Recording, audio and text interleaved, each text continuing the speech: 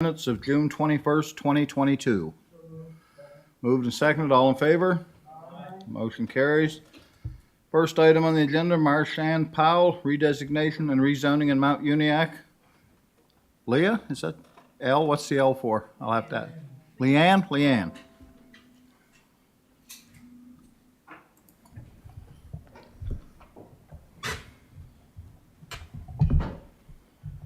Thank you, Mr. Chair. So this is an application that we received for redesignation and rezoning in Mount Uniac. So the subject property is outlined in red on this image, is located on the East Uniac Road. The rezoning and redesignation is not for the entire property, it's only for a portion of the property, and that portion totals approximately 22.2 hectares in size. The zoning on the property is rural use and water course greenbelt zone along the rear of the property, and it is designated as rural use. So the applicant has requested to change the designation from rural use to established residential neighborhood, and the zone from rural use zone to established residential neighborhood, the R1 zone. And this is to enable the development of a low-density residential subdivision.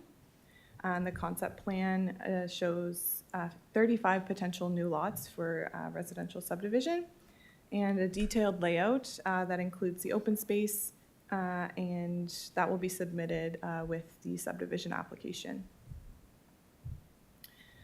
So this is the concept plan that we've been provided. So these properties on the front are already subdivided and are privately owned. And these properties that front along East Uniac Road are not subject to the redesignation and rezoning, and they'll be retaining the existing zoning. It's the properties that don't front along East Uniac Road that are subject to the redesignation and rezoning. So looking at the policy, so the Mount Uniac Growth Management Area is unique in that it enables development based on site sewage and water service. And the rural use zone doesn't allow for any new roads. Therefore, the property has to be redesignated and rezoned in order to enable the development. So staff will be referring to the MPS policies associated with the Mount Uniac Growth Management Area, as well as the general policies for amending the municipal planning strategy and land use bylaw. Staff are also requesting that the applicant provide a hydrogeological study to enable council to consider the adequacy of the site to provide drinking water. And council's decision on this application is not appealable to the Nova Scotia Utility and Review Board, as it does involve an amendment to the municipal planning strategy. So for citizen engagement, there will be an advertisement placed in an upcoming edition of the Chronicle Herald, just outlining that the application is under review by staff. And as part of the review process for planning strategy amendments, a public information meeting is required in order to hear input from the community.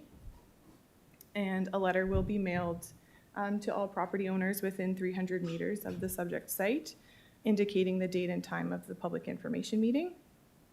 I will note that the other application that is also on the East Uniac Road, the PAC did motion to send letters to property owners within 800 meters. That could be done if authorized today. And at the public information meeting, residents will have an opportunity to ask questions to staff regarding the application.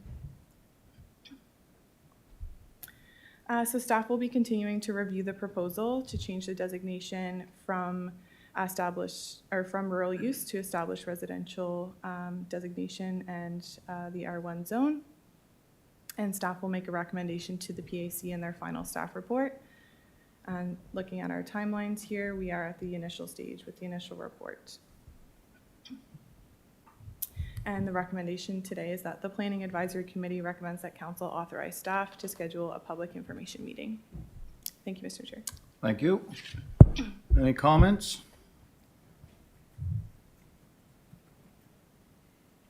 Warden Rolston. Well, just a brief comment. When I look at this, and I guess I'll keep it short, I continue to not really believe that having regulation that says no new roads in the rural use zone anywhere in the municipality is the right one at present. I think we want to encourage development in our rural areas as well as other areas. So I just make that comment. Thank you. Thank you, Warden. Deputy Warden Mitchell. I'll move the recommended motion to see what the public has to say. We have a move by Deputy Warden Mitchell, seconded by Councillor Perry. Any comments? Not a question's been called. We'll go to the vote.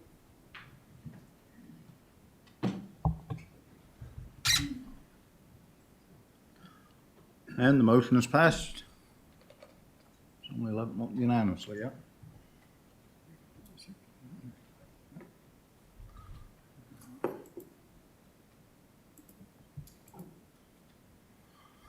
Okay, next up, we have Custom Millwork Atlantic Incorporated, Development Agreement for a Storage Building. Once again, Leanne.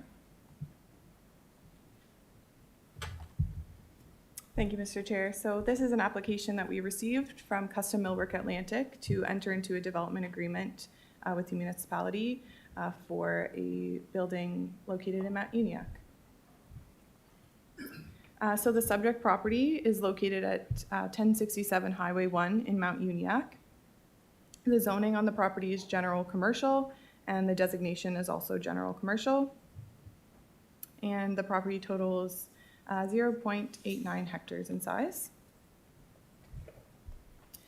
So the applicant has requested to enter into the development agreement for the construction of an approximate 1,115 square meters, so just about 12,000 square feet storage building on the property. So this image kind of shows what the proposed building will look like. It's a concrete-based building with a fabric styled roof. And the intended use for the building is for the storage of their construction material, equipment, inventory, component assembly for their business. So this is a site plan. So the Highway 1 is along the bottom here. These are the existing buildings on the property. And the proposed building is located at the rear of the property. And the applicant has indicated that the building will not be visible from Highway 1.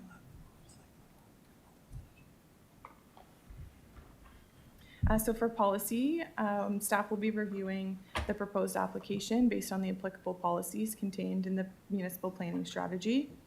And a detailed table of the evaluative criteria will be in the final staff report, which will include comments from staff and reviewing agencies. So the enabling policy for this development agreement is policy ED15, which states that council shall consider the following by development agreement in the general commercial designation. So permitted uses that are greater than 500 square meters in excess of the applicable zone requirements. Staff will also be looking at policies IM 26, IM 27, and IM 28, which allow council to consider development agreements and sets out the evaluation criteria, terms and conditions for entering into development agreements. And council's decision on this application is appealable to the Nova Scotia Utility and Review Board. And there will be an advertisement outlining the proposal in an upcoming edition of the Chronicle Herald. And there will be a letter and a questionnaire mailed out to all residents within 300 meters asking for comments on the proposed development. And a public hearing will also be scheduled if staff are authorized to do so by council, and at which time a letter will be mailed again to residents within 300 meters, indicating the date and time of the public hearing. So staff will be continuing to review the proposal by Custom Millwork Atlantic. This initial report just outlines the development proposal. Further reports will consider the design and other planning matters related to the application. And staff are recommending that a public hearing be scheduled for this development agreement application. And this is the timeline for this process. So we are at the initial consideration stage for this application. And the recommendation today is that Planning Advisory Committee recommends that council give initial consideration to the development agreement application and authorize staff to schedule a public hearing. Thank you, Mr. Chair. Thank you. Counselor Musa.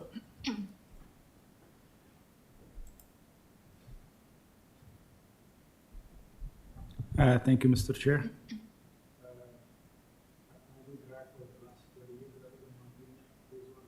Best employer we ever had in there, and if it's nice to see him wanted more place to grow, and I fully support this application. Thank you.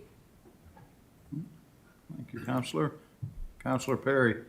Thank you. I'm going to move the recommended motion. One of the things the pictures doesn't show is that the driveway to that property is also gated. So it's blocked off that way as well. It's gated, so even to get access onto the property, there's already a gate in place. So it's a good employer, and it would be very, very welcome. So I'll move the recommended motion. Moved by Counselor Perry and seconded by Counselor Musa. Any discussion? Question's been called. We'll go to the vote.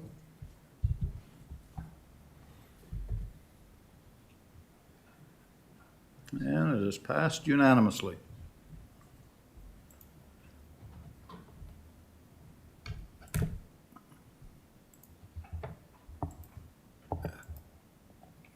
Okay, next up, plan update background paper, rural north, RU2 zone. Debbie, First Warden Rolston would like to have the floor. Thank you. I just want to thank staff for the hours that I know they've put into trying to come up with a rural use north. It's not an easy task, and I know many, many hours have been put into coming up with these suggestions. My concern is that I look at the agenda and we have 20 minutes allocated on the agenda to discuss something that is going to affect the lives of thousands of our residents. And I've read through the report a number of times, and I'm just feeling rushed. So I'd just like to respectfully ask, if we have to do all this in one meeting, can we break this up into sections so that we're either A, not taking way longer than we should on the agenda, or B, feeling rushed that maybe we shouldn't ask all the questions and again have the discussion that we would like to have because we're feeling constrained. And I guess that's my request, because initially we were going in circles and not accomplishing anything. And then we had a meeting amongst the rural counselors, and that did help some, but now we're where the pedal hits the road, so the wheels hit the road or whatever, that what the rural counselors felt was appropriate doesn't always match with what staff are recommending. And I think we need to understand why, and we need to understand what direction we go in. I don't think we can do that in 20 minutes. So I'm wondering if for today, and I don't know what the answer is, maybe all of council is not interested in listening to a long discussion, but at the end of the day, it's all of council that has to make the decision. So I'm perfectly willing to do another rural councilor meeting if that's the wish of council, but alternatively, I'd be perfectly happy to slice this down into pieces for different meetings, or I'd even be open to having a separate meeting or something to discuss it. I don't know what other counselors feel, but that's just my feeling. And before we started into this, I just wanted to say, given the amount of hours and the effort that staff have put into it in their end, I want to do it justice for the folks too, and give it the due diligence I think it deserves. Those are my comments. Thank you. Thank you, Warden. CAO, did you want to comment to that? You had your... I certainly can. There is a lot in this report, and there's a lot to discuss.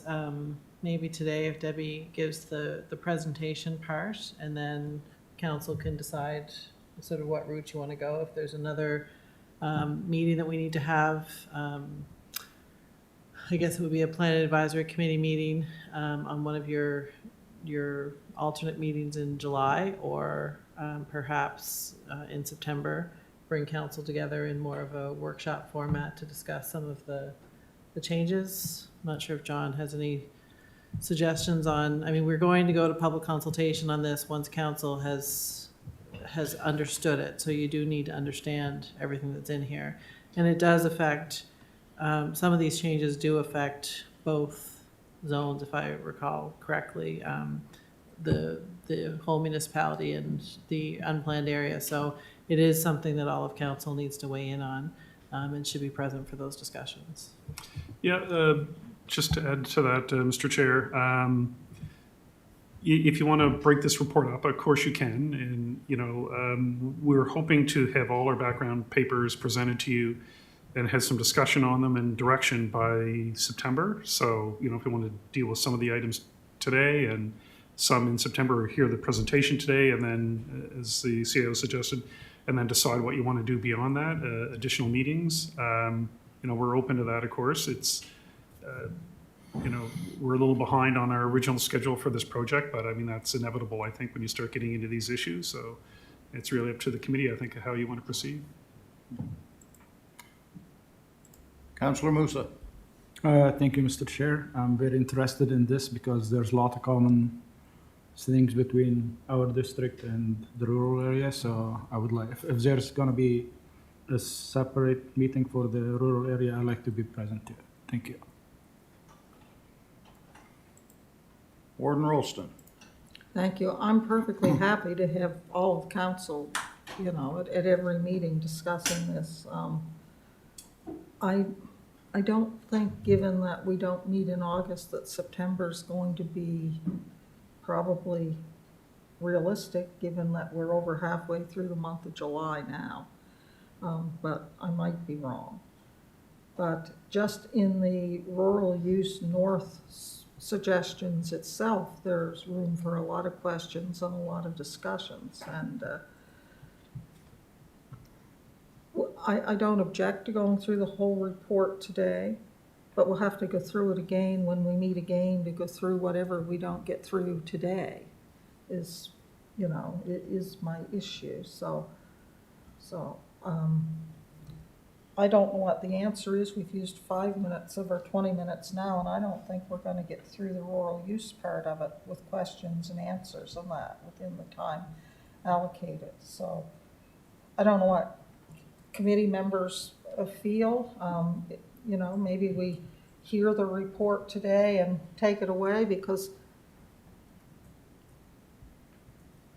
and set, discussion for some other time, whether it's a separate meeting, whether it's our next PAC meeting. But I can see 1 or 2 questions and all of a sudden it's going to be 2:30, 3 o'clock, and we're not going to get anywhere.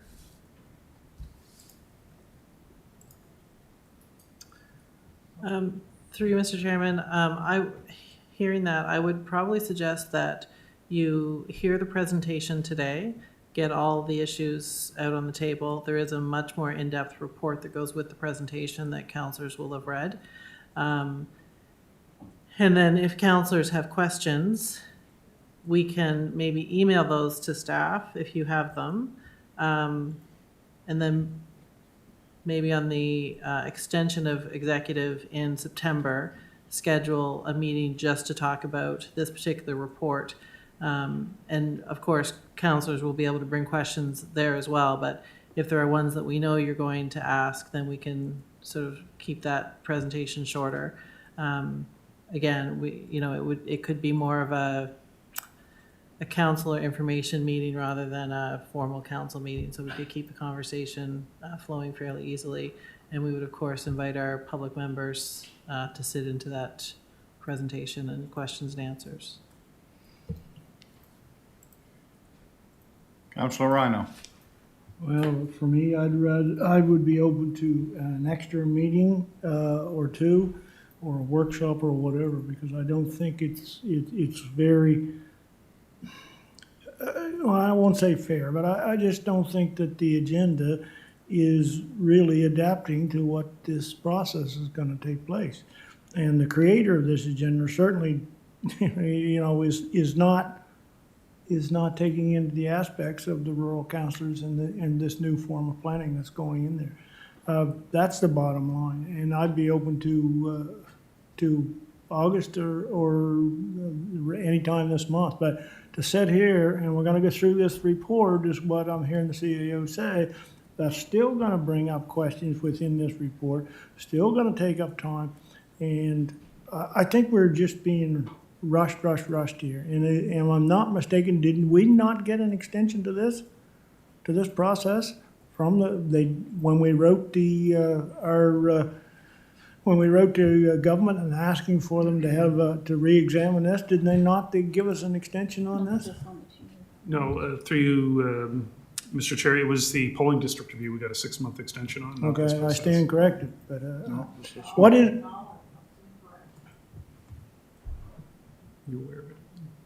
2026 was not. District review. Extension of the time that we had to have the zoning in place too. It wasn't as long as we asked for. We got an extension. So I have no memory of that. I'll have to look it up. But either way, I'm not worried about the timeline per se, other than the original one that we had set out, which would be to try and finish by the end of this year. And we also, Mr. Chair, have we have a reserve date at the beginning of September for an extra PAC meeting if we need it, so we could use that as kind of a workshop meeting to deal with some of these issues as well. oh, that would be fine with me, but to sit here and go through this today, you're still gonna create questions, and you're still gonna probably go over the timeline of 20 months. So I really don't think that's appropriate. Thank you.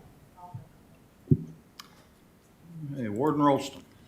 I move that we reserve any discussion on this particular issue and have a special PAC meeting on the night reserved in September, early September, and that we review the report and do the in-depth discussion. And so that would, of course, take in this item and as well as the draft zoning maps would have to be held off until then.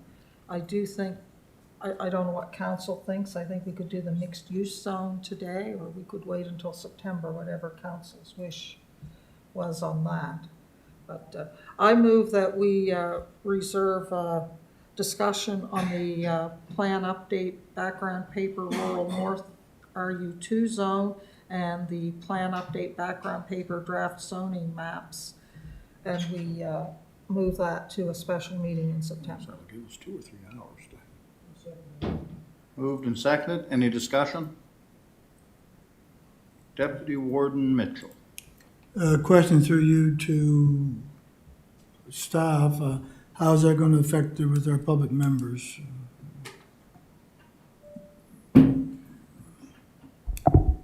Do you, Mr. Chair, I believe it's September 7th, is it, Shirley? September 7th, so I'm not sure if they're free or... It's a Tuesday evening, a Wednesday evening, sorry. It's not in our calendar. Yeah, it's in your calendar. Yeah. A It's Wednesday? not in mine. Or council chamber's calendar, I should say. That's the Should be same calendar all my other meetings are in. What did So you I just say? guess to your question, they're both free. At all, Deputy Warden? Well, that's the business meeting at Elmsville Fire, so I'll have to make that decision at the time. 6:30 or 7? 7. At all, Deputy Warden? Yeah, that's all. Thank you. Councillor Musa. Thank you, Mr. Chair. I can feel you guys' frustration when I look at the agenda and saw 25 minutes for roosters and 20 minutes for a plan update. I said that's wrong. So I just want to mention that. Thank you. Hey, seeing no one else, be looking for the question. Question McCall, we'll go to the vote.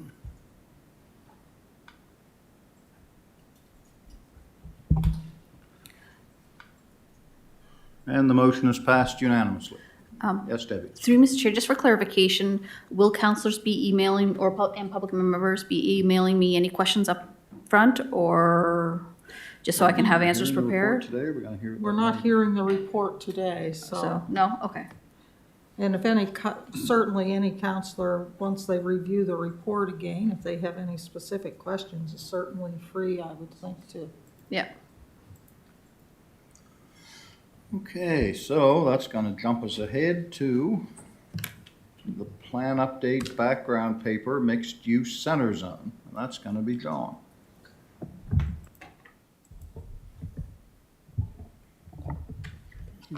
Graham's going to join us.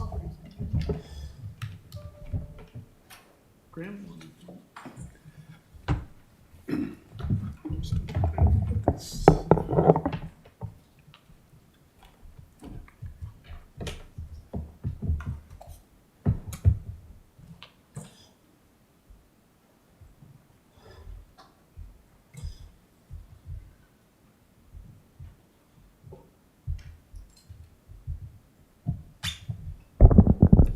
All right. Thank you, Mr. Chair. So this is the second report on the mixed-use center zone. And Graham's joining me because there is a section in here to deal with the need for rentable commercial space. We do talk in the report about the way this was intended to be a mixed-use zone, and we're not actually seeing very much commercial development, so we'll get into that as well. So again, at the April PAC meeting, staff presented a report on the mixed-use center designation and zone, which is applicable in areas of Enfield and Elmsdale along Highway 2. That report outlined the history of the zone, current regulations, and all known development proposals within the zone. And in that report, staff didn't recommend any changes to the zone. However, PAC indicated that they wanted another look taken, particularly based on concern from residents in Enfield with the scale of new development that's being proposed. So there was a motion passed to that effect. And again, just as a reminder, the area we're talking about, so let's see if I can get there's my cursor. So that's a magnolia there, and so the zone extends from just north of the magnolia up all the way to Strides at McMillan Drive along Highway 2. And currently in this zone, the maximum height of buildings is 4 stories or 15 meters. There's a number of controls on development like maximum lot coverage and some other design controls we'll get into in a minute here. And then there's some things that can only occur by development agreement, such as licensed establishments. And then just this table from the land use bylaw, which shows a wide range of uses that are permitted in the zone. So as staff understand the concerns, it's really with the scale of development that's permitted, particularly the possibility of 4-story buildings, and particularly at the Enfield end of the designation. So what we're seeing so far, there have been 10 buildings proposed to date. Of 4-story buildings, 5 of them are 4 stories. 3-story buildings, we have 4 proposals, and 1 1-story proposal. And what's in those buildings, 8 of those buildings are proposed to be 100% residential. There's 1 all-commercial building and 1 mixed-use building. So again, the original, I guess, vision is for a more mixed-use area, which isn't happening as much right now. And I think part of that is just the huge demand for housing that is kind of trumping that demand for commercial. So again, one of the concerns about scale of the development, we can talk about scale in terms of height, mass, and context. So the height of the building, again, the maximum is 15 meters, which effectively is 4 stories. However, where property borders an R1 or R2 property, the limit is 3 stories or 12.2 meters. But you can actually get 4 stories in a 12.2, as we'll talk about in a minute here. So current regulations mitigate the visual impact of height by requiring a 2-meter step back above the 2nd or 3rd floor. And this sketch at the bottom here just shows what that step back looks like. And this is actually one of the buildings proposed on the Curly site. So as you can see, the top floor is set in 2 meters, which if you're standing at the sidewalk does help mitigate the impact of that height. And it's a tool that we didn't have when the buildings, for example, on Concord Way were built. This regulation wasn't in place. So you don't see that step back. In terms of mass, and really there you're talking about when you look at a building, how big does it look? So if you look at the height multiplied by the width sort of thing. And again, we have something in our regulations to try to mitigate that. So where a building is more than 20 meters long, you need to have these vertical recesses or projections in the building to kind of break up a huge blank wall, which is what you don't want with the building. And then context. And I think this is one of the issues in Enfield is that, in this example I've shown here, a 2-story house can look really tiny or quite large depending on what it's next to. So I think an area that's in transition, like the Emcee zone, that you will have buildings that look out of place until more of the street is developed.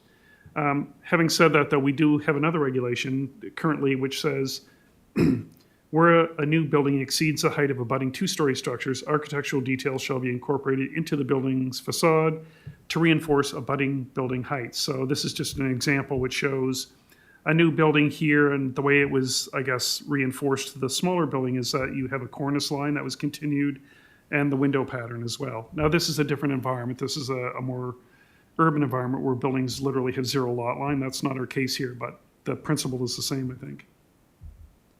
So now I'm going to hand it over to Graham for a bit to talk a bit about rentable commercial space. Thanks, John. And through you, Mr. Chair, good afternoon, councillors. So as John alluded to, I'm just here to speak briefly to the need for rentable commercial space. So as most councillors, I'm sure, are aware, there is an extreme shortage of commercial space and buildings in East Hants currently, and I know I've been up here before speaking with council about that, specifically in the business parks, but that need extends outside of the business parks as well. In 2017, our division completed a retail market analysis for council, and at that time, the corridor region had a 3% commercial vacancy rate. This rate at that point was well below what a healthy market rate should be, which would see a vacancy rate of approximately 4 to 5%. The reason that a vacancy rate around 4 or 5% is healthy for a market is that it enables businesses to flex and move within the market, move from a smaller space into a larger space, and let new businesses that are trying to start up come in and backfill some of those spaces. And so it really is important to a market to have vacant and available commercial space within an area. Since 2017, that vacancy rate has declined steadily, and in the last 2 years specifically, brought on in part by the pandemic, the rate has dropped to almost nothing at times within the corridor region, with anecdotally 1 to 2 spaces available across the entire corridor region at any given point. This shortage of commercial space is definitely inhibiting council's ability to grow the local business community. During 2021-2022, our division specifically worked with just over 30 companies that were unable to locate into the community because there was no available commercial space or land. And we're seeing this trend continue into 2022 and 2023 through the first quarter already. The mixed-use centers that John alluded to do provide a attractive and desirable business location. They enable access to street front. They provide street visibility, foot traffic in the form of pedestrian traffic, and the opportunity for transit and population density.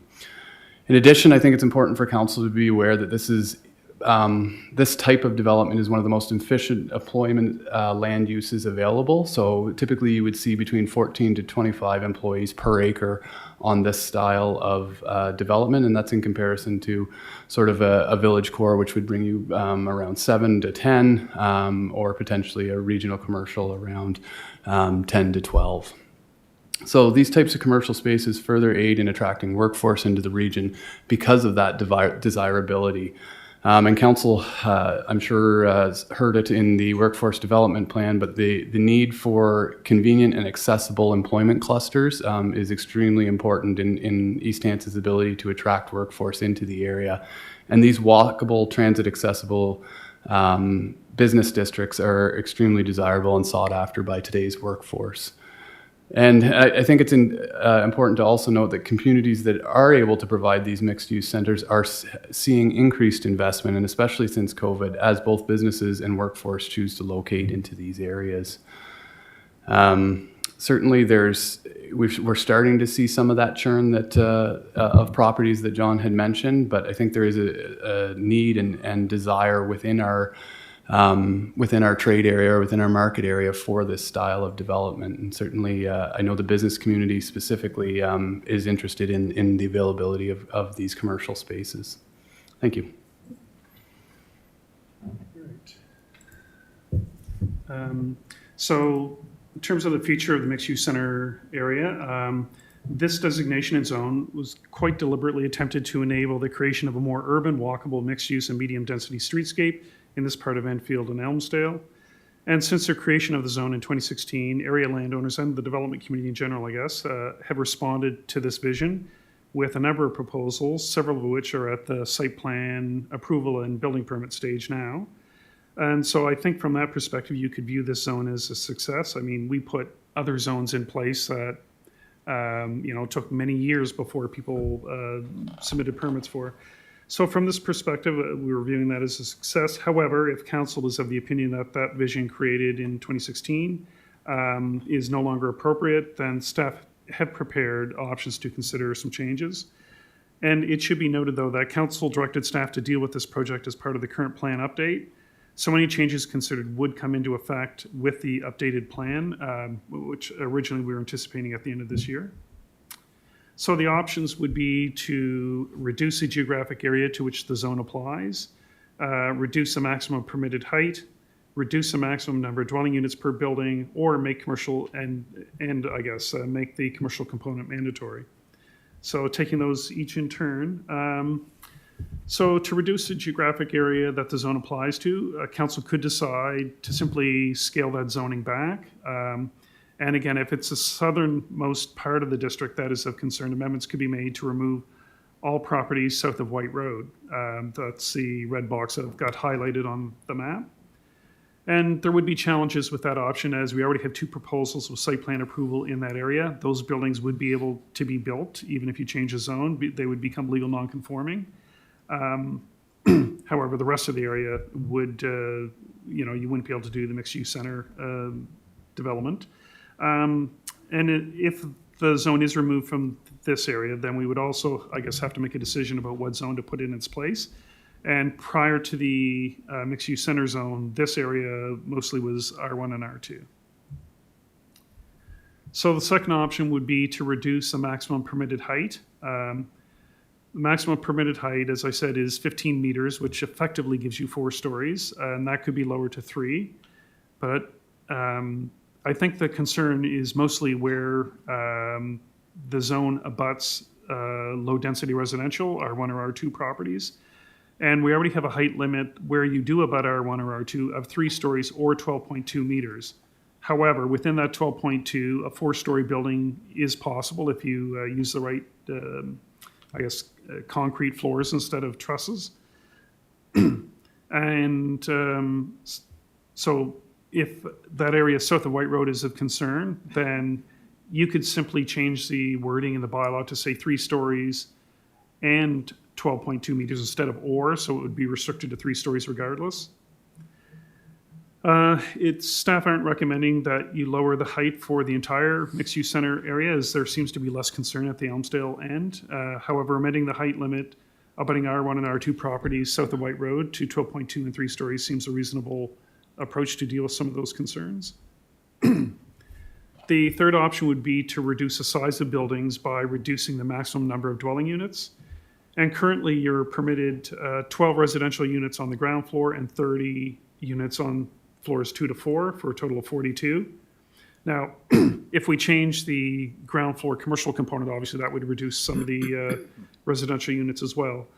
And so, for example, the R3 zone has a maximum size of 24 dwelling units. And staff aren't recommending this change, I guess, because this zone was intended to be, again, that medium scale, a little bit larger than the R3 permits. So it's not a recommended option, but it's there.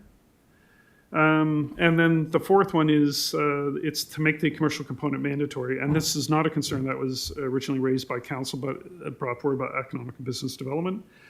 So currently ground floors have to be made what's called commercial capable, which means a ceiling height of 3.05 meters or 10 feet and street facing entrances.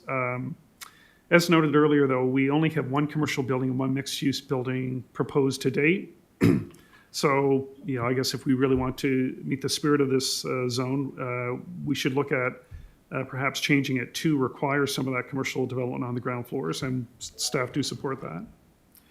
So that is the recommendation is that PAC consider the options and provide direction to staff on a preferred approach. Staff are recommending changes to the requirement for ground floor commercial and height limits south of White Road. Thank you, Mr. Chair. Thank you, John. Councillor Garden Cole. Thank you, Mr. Chair. Through you, So I have some questions about, at one point you said that buildings, and you showed a variety of building sizes. If we could go back to that slide, houses and higher buildings in between. This one? Or- Right. Context deals with the visual impact that a new building will have on the surrounding neighborhood. Okay, if we can scroll down to the next one. And that new buildings will look out of place until more of the street is developed. So I kind of take exception to that in the fact that, residences are looking out of place because there's apartment buildings on either side of them. And you know what happens then, what is happening right now? They sell because they don't want to have an apartment building on either side of them. So that just does not sit well with me. But I mean, that is partially created, so that is what we have to deal with at this point. When you talk about going further down, your option 1, and you showed the map of where it is now and where it could be, the MUC zoning. So the yellow building to the far left in the bottom corner would be the property that is in the process of going up right now. And from what I'm hearing, the white property next to it is already in the works. The property owned by the Whites next to that one is already been sold and an application brought forth? Yes, so through you, Mr. Chair, those 3 yellow buildings you see there, yes, the first 2 on the left are part of that one proposal, and there is a second proposal with 1 building, yes. So we're going to end up with, in that little pink section between those yellow buildings and White Road, we're going to end up with 1 white resident remaining, a bungalow there. So the writing's pretty much on the wall. So as far as, and also, am I of the understanding that across the road at Claude White's, that there is a proposal? We don't have any proposal right now for that property. Okay, so that's just looking at at what the point would be in trying to reduce it any further up to White Road when there's so many developments that are already underway in that section. So I guess when I look at it, and from what my residents are telling me, it would be a combination of these options that would be preferable to them. And that would be, if you go back to the 4 options, do you have all the options on one page? Would be a combination of reducing the permitted height and reducing the density. As far as the geographic area, certainly on the Enfield end, Councillor Mitchell can attest more to the Elmsdale end, although that is in my district. I haven't had a lot of feedback from that end of it. As far as Graham's presentation on the commercial component of it, I don't see any glaring problems with that. It's not unfolding the way you may have thought it was going to as well, with mostly just residential popping up. So if a commercial level takes 3.05, was it, meters? Yes. What would what's versus how many meters is it for just a residential bottom level? Off the top of my head, 10 feet would be a commercial height, and so maybe 8 feet for a residential. Okay, so how does that affect? So what's the total of? Through Mr. Chair, if you had a 3-story building, you could maybe lose 6 feet off it. It's only the ground floor. So you're only losing a couple of feet off a building if you reduce that requirement. Okay, I was just wondering if it would affect the bottom line when it came to how many meter capacity it would be, and what 1 or 2 stories up above it, what it would look like if it was a commercial level on the bottom. So a couple of issues. I'm just looking at my notes here. Is there any way? I guess it's a concern for me, first of all, and this is something that I discovered this past month since our last meeting, is that developers can apply for development applications when they don't own the properties. Is that common practice? Through you, Mr. Chair, very common. It's quite often people will get options on properties and then start the application process, whether it's a planning process or a subdivision or a permitting process when they don't own the property. And in those cases, we just make sure that the current owner is aware and supports the application. So essentially, it's the current owner that's making the application. It's just somebody's doing it on their behalf. That's going to be the future owner. So isn't that a potential waste of staff's time if that deal should fall through? It potentially could be. Things do fall through sometimes, but it's very common. And most times, sometimes it's dependent, that deal is dependent on approval. So if the approval doesn't happen, then the new owner doesn't take possession. I see. So yeah, what I'm looking at from these suggestions is that I'm suggesting that where it has encroached down into the residential area, that we would be looking for less density, less height. And I'll see what other councillors have to say about that. Thank you. Thank you, Councillor. Councillor Musa.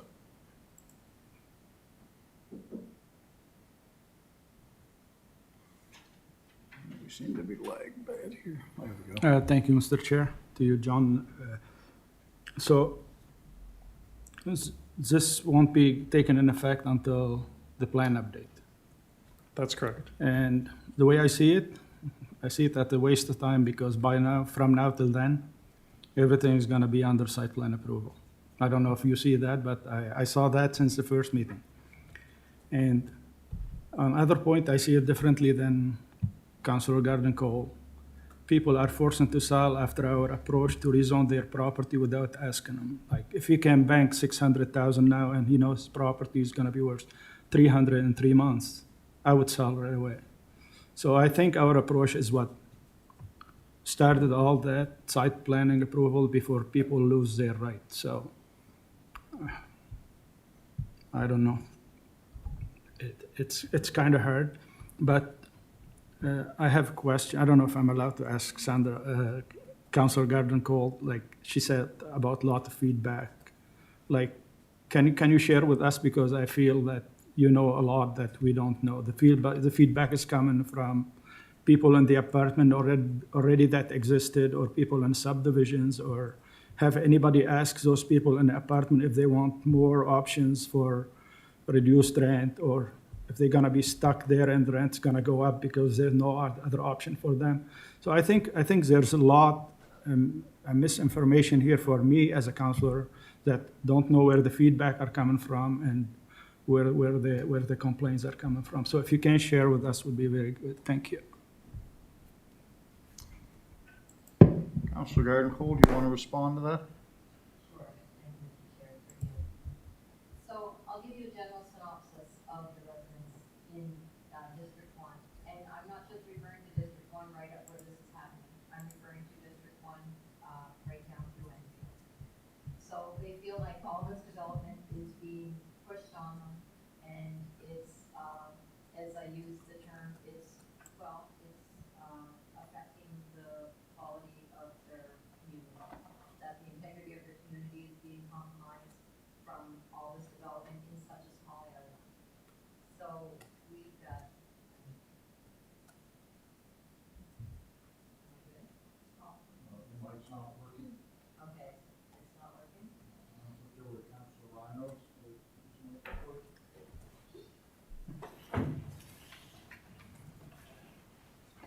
Oh my Lord, this chair.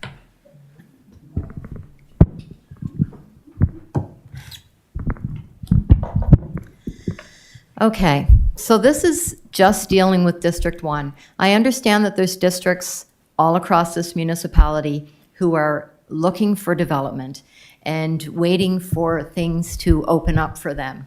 But for District 1, that's already happening and in the process of happening. Residents feel like their community the integrity of their community is being compromised. It's not just the people where the development is actually happening, it's the rest of the community that feel like the development is taking their community in a direction that they don't want it to be going. And like as counselors, I feel that we have an obligation to respect that.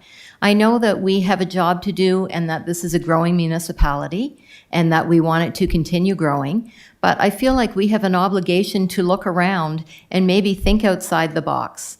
And you know, maybe all the development and the density doesn't need to be happening in this one small area. And especially encroaching on residential areas such as White Estates and down through Enfield there. Yeah, you're right, Councillor Musa. If a person can sell their property for twice or three times the value that it's worth because there's apartments on either side, and what else are they going to do? We created that. Right? And that's the way it is. So yes, those people will be selling out. That's why I'm not picking the option of reducing how far it goes down, because the writing is on the wall for that area already. But as I say, this is just considering District 1 and the issues that they are facing. You know, there's potential for development all over the place, but no one can deny that the density here is overloaded. And, you know, the height, the density, I think that the residents would be in agreement if we could reduce both of those for them. You know, there is going to be a development along there, but if we can take it in a different direction, and that's what this is all about. And, you know, what seemed right in 2016 seems like it's too much in 2022. And we have the ability to change it going forward. We can't turn it back, but we have the ability to change it going forward. And if I was looking at this in another zone, I would be seeing the same thing. It's not just because it's my zone and because I'm representing my residents. And Councillor Musa, you mentioned about what is the feedback that I'm getting. It's that people who have lived here for a long time, and I'm not saying that nobody wants to see development, and the first thing that they tell me is, I'm not against development, but it's development of this magnitude that we are against. It is literally changing the face of their community. And the scary thing for them is that it's also creeping down further and further. So what used to be Concord Way and Cali Lane was kind of in an area in between Enfield and Elmsdale. Now it's starting to creep down. So this is how we have to look at it from their point of view and what they see happening and what's going to happen down the road. So if we can have some control over this, as I say, can't change what's already there, but can change what is going forward. And maybe it can also benefit the municipality in that we can try and encourage a little more commercial growth that isn't coming the way we thought it would along there. But in doing that, it would also mean reducing the height and reducing the density. And that is what my residents in White Estates want and the area leading up to it. And also, I can tell you there's residents in Tom's district, in District 10, who are asking me what in the heck is going on up there. No, they don't live there, but they drive through it all the time, and they've been driving through it for 50 or 75 years. And what I always try and do when we're talking about the rural use zones or Mount Uniacke, which is areas that are a lot different than my district and quite far from where I am, is that I try and put myself in the shoes of their residents or their councillor's shoes and get a good understanding for what it is that they want and their vision for their area going forward. And I think that's what our residents are asking us to do right now. Thanks.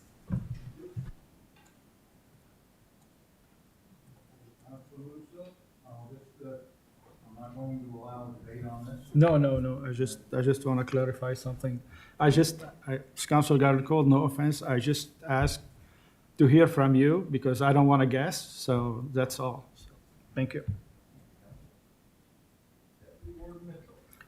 Thank you, Mr. Chair. Through you to staff, looking at the options, number 2 and number 3, how does this affect what you think, in your professional opinion, would affect development going forward?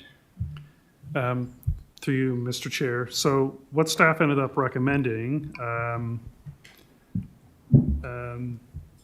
that by requiring commercial space on the ground floor, if that happens, you're going to actually reduce the number of permitted dwelling units anyway. So that will come down a little bit. So that was option 3. In terms of option 2, I guess we recommended limiting the height of new buildings south of White Road to the height, the actual number stays the same, 12.2 meters, but as a design element, we would only allow people to put 3 stories in there. Because even a 3-story building, the same height as a 4-story building, the 4-story building looks taller. So in that one area, if it's of concern, where it borders R1 and R2 zoning, we don't think there's a problem with that in that one area. But otherwise, we're not recommending any other options. Do you feel this is scaring away commercial development, or? I don't know about that, Mr. Chair. I mean, as I said, there have been a number of proposals, 10 buildings proposed already in this zone. So the zone as it is quite attractive to the development community. I don't know what would happen if the regulations change. So if the land doesn't become developed, it just stays as is? That's correct. So those site plans that have already been approved, those people will have the ability to get a building permit based on that site plan. And so right now we have 10 buildings that have site plan approval at least. Some already had permits as well, but there are at least 10 that have, or there are only 10, not at least, that have site plan approval.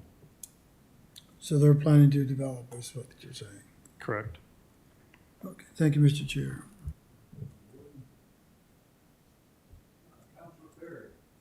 Thank you, Mr. Chair. Through you to staff.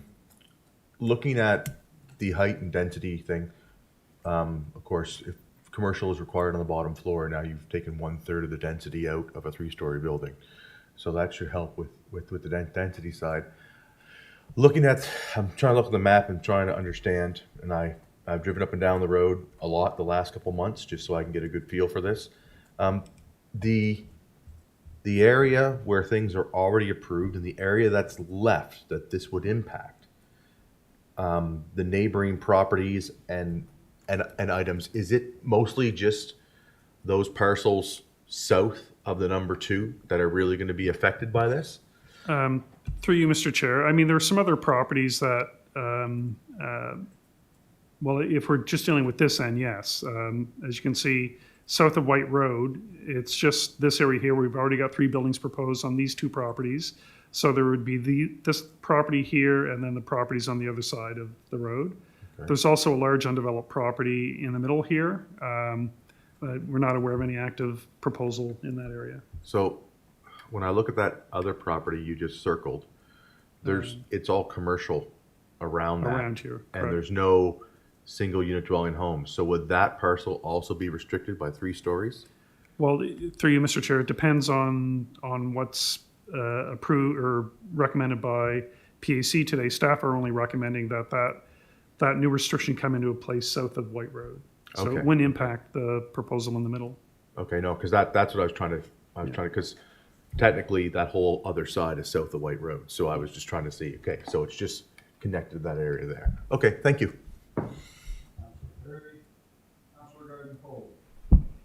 Thank you, Mr. Chair. Through you. So when, first of all, Councillor Musa, yeah, I was just totally answering. I just wanted to give you a clear idea of where I was coming from with the residents. As far as this wouldn't, as someone mentioning about this affecting commercial, the development that this is what the developers want to develop. What's happened there so far, right, is just all residential.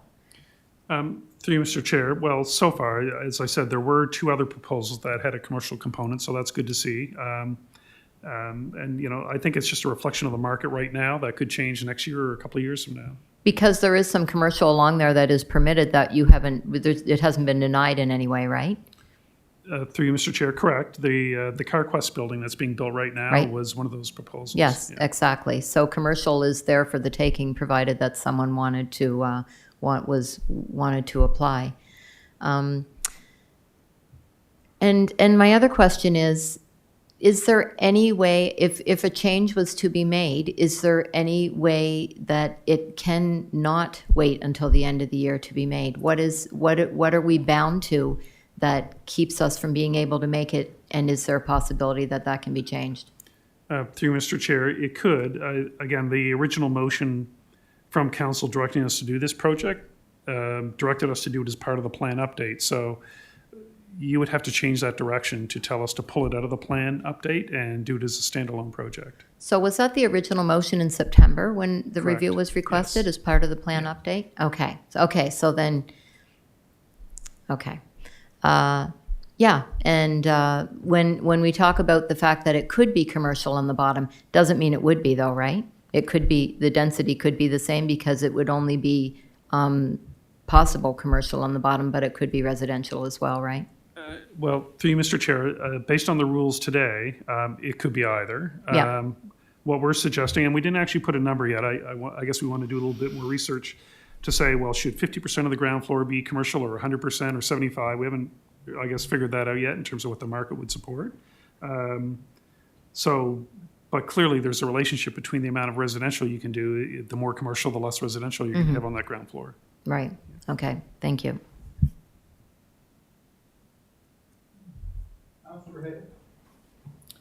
Thank you, Mr. Chair. Through you to staff, we're talking about the portion from White Road down. Is that, why isn't that whole zone being changed?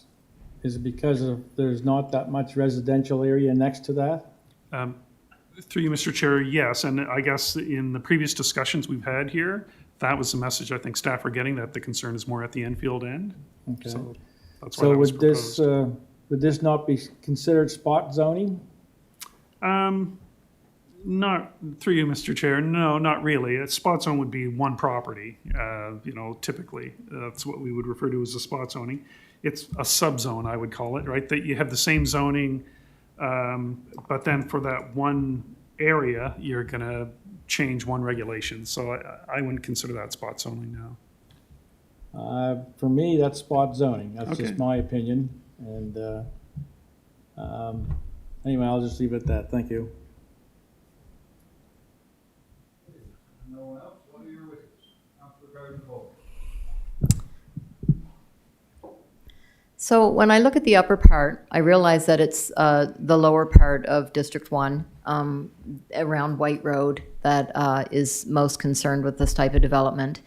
The other end, up by Strides, is pretty much either developed or development proposals, which are in the form of the yellow buildings, are already applied for.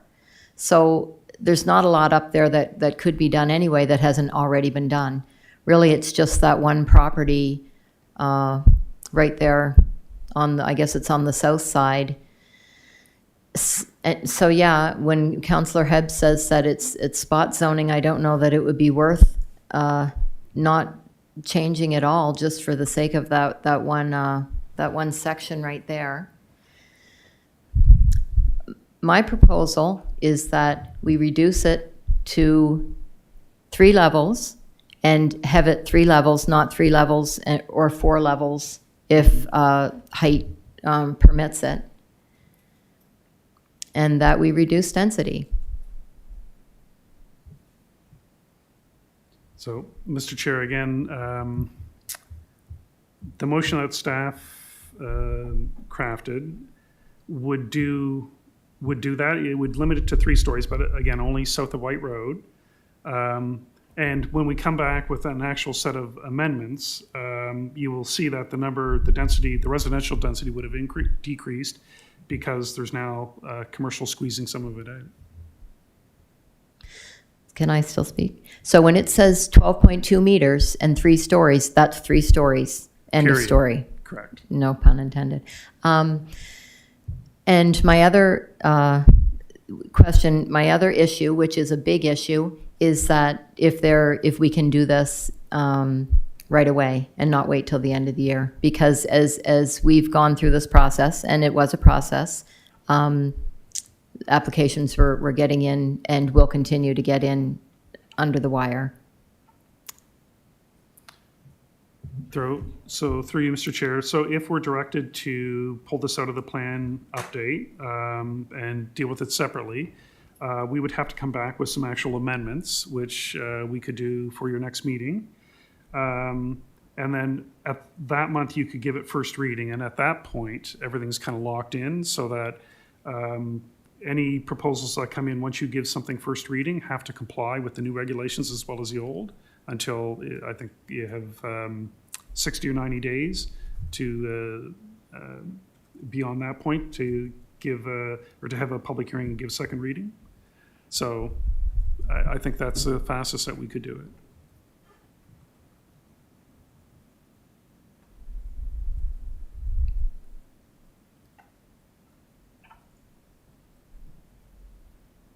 Can we go back to the map again? So if we're directed to pull this out of the plan update, deal with it separately, we would have to prepare amendments and actual amendments to the planning documents that could come back here in September. Off the top of my head, I have to go back and check to make sure we don't have to amend the MPS. If we just have to amend the land use bylaw, then you could give those first reading when we bring them back. And then, you could hold a public hearing as early as October, maybe. So can we go back to the map? Sure.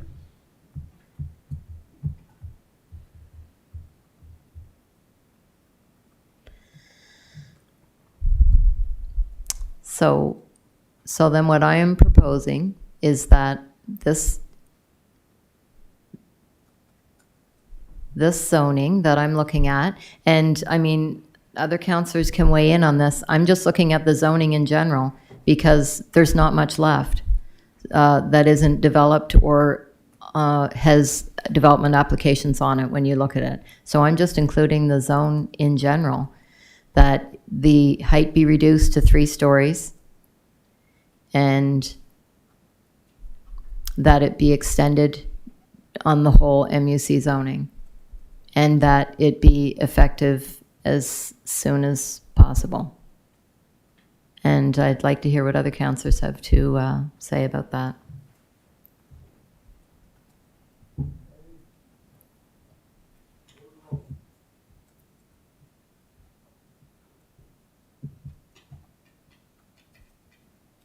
Thank you. So, certainly restricting the heights of the buildings to 3-story as opposed to 4 would reduce the density some. And are we including the requirement for commercial on the ground floor? I think that's a good idea myself because we need that commercial space. And we would have to decide how much commercial on the ground floor. That would further reduce the density. I guess through you, Mr. Chairman, to the councillor, does that reduce the density, in your opinion, to an acceptable level? Okay. And so if I'm understanding right, we're going to reduce the height to 3 stories, not to exceed 12.2 meters. We're going to require commercial on the ground floor,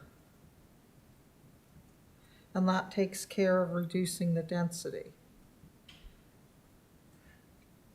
And now I guess the question is for folks to weigh in on, would those changes apply to the entire mixed-use zone shown on this map or to part of it? So am I understanding correctly so far? Yes. Okay, thank you. Yep.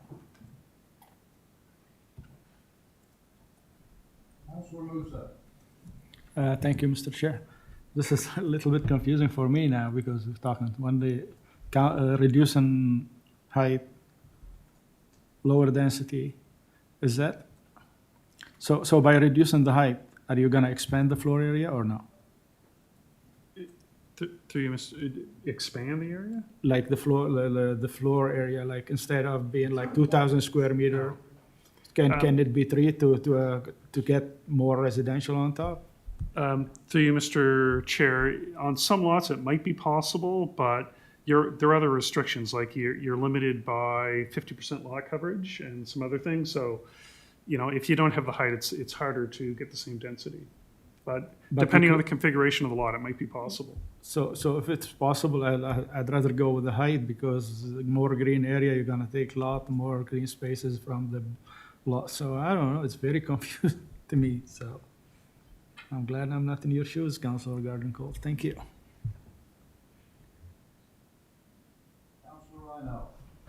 Yeah, I liken this process to shutting the barn door after the cattle are out, because I think that's basically what it is, and we're only dealing with a small area right now. If the purpose of this is to reduce the density, and I can understand that with what's going on in there.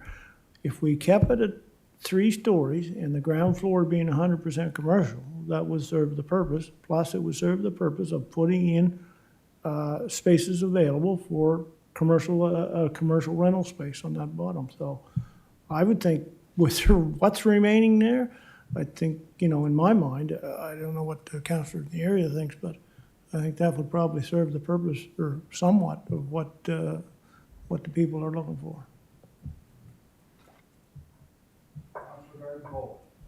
Thank you, Mr. Chair, through you. Yes, I'm not, I would still want the footprint of the buildings to be the same. It would just be, I don't mean to make them lower and sprawling out more. I'm looking for the same footprint, but a reduction in height, and the option for the commercial, which I think would be kind of a win-win. The option for commercial on the lower 4. Yes, it would reduce the height, would reduce the density. And we have to remember, this is an area that's already got a lot of density.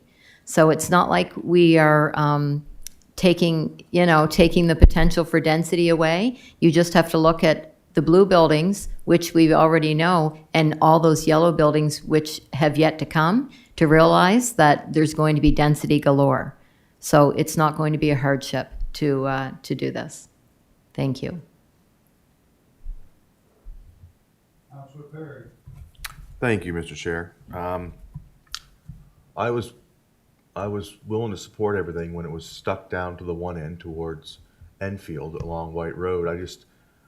If I was a landowner for that big open space that's surrounded by a lot of buildings and commercial development already, and now they're allowed to build bigger and have a different thing, and I'm not, and it's directly across the street. This kind of goes back to when we were doing some of the plan review for the rural area. You can't do it on this side of the road, but you can do it on that side of the road. And I just don't think that's fair and equitable for whoever the landowner or whatever is at that end, where it's not abutting onto a residential area. So that's a kind of a no-go for me, because I don't see it as fair and equitable that they're not abutting onto. The whole reason that this was brought forward was to limit the impact on existing residential homes. There's nothing there to really be impacted in that way. So it just doesn't seem quite right to me in that respect. Thank you.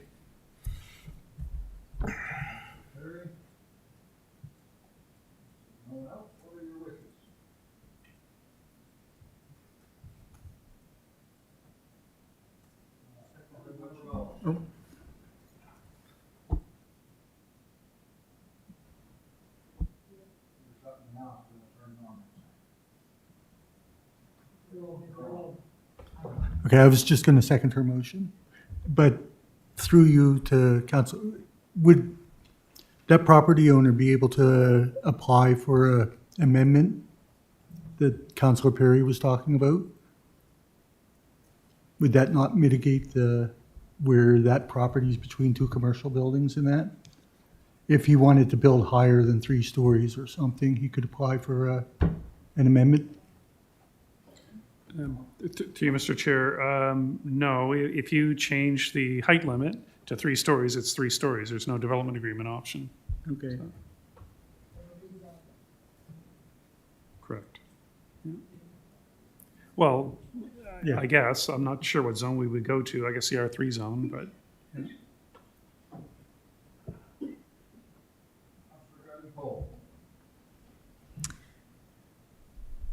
Okay, so if I make a motion about this, can I also want to include in some way that, that this happen right away instead of waiting until, so what would that look like?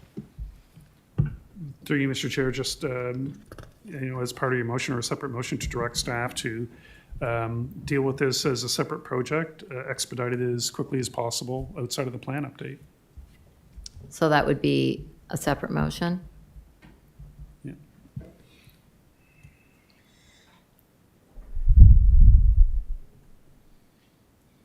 And so this would be, this would be making a motion to, this would be a new zoning, or we are amending the existing zoning? Through you, Mr. Chair, my understanding is what you want to do is amend the existing mixed-use center zone.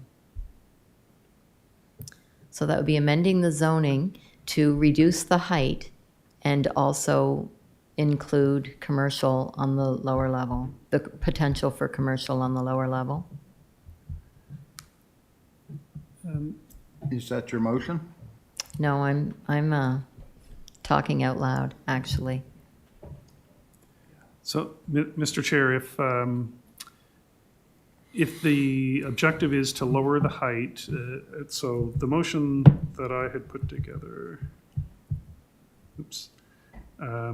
where it says limit the height of new buildings south of White Road to 12.2 meters and 3 stories, if you want that to apply to the entire district, I wonder if you want it to apply just to those properties that abut R1 and R2 zone properties, or all properties up and down the number 2 within the mixed-use center.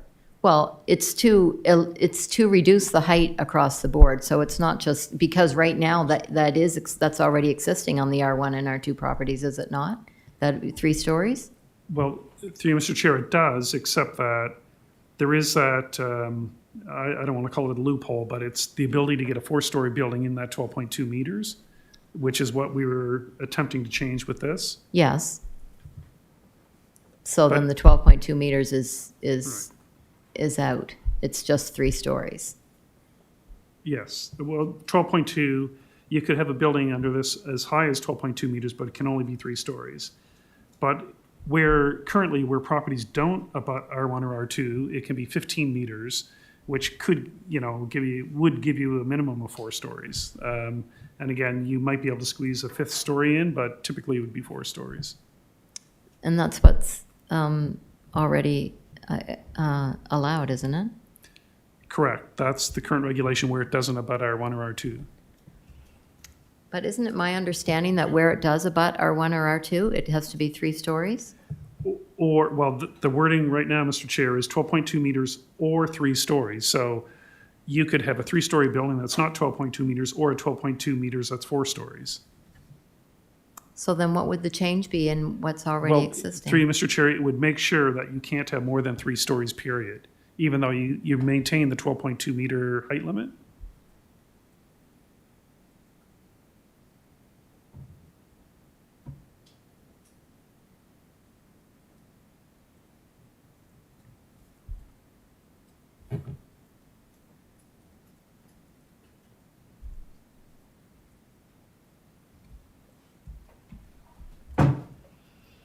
Sorry.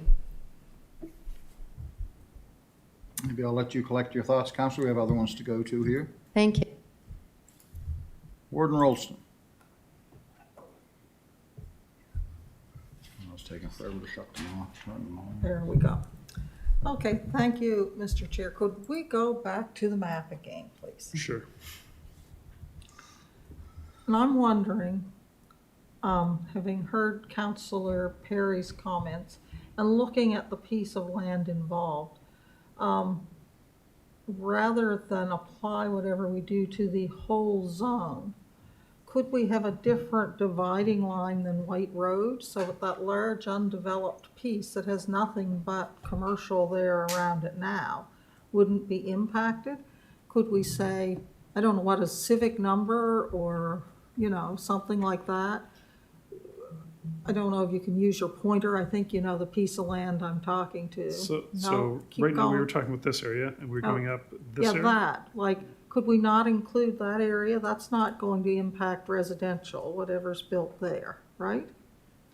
No, it's got commercial around it, yes. Yeah, so if we came from that, where that yellow and blue building is there somewhere, and if we applied whatever changes we do from there down, would that not meet the purposes that we're trying to meet?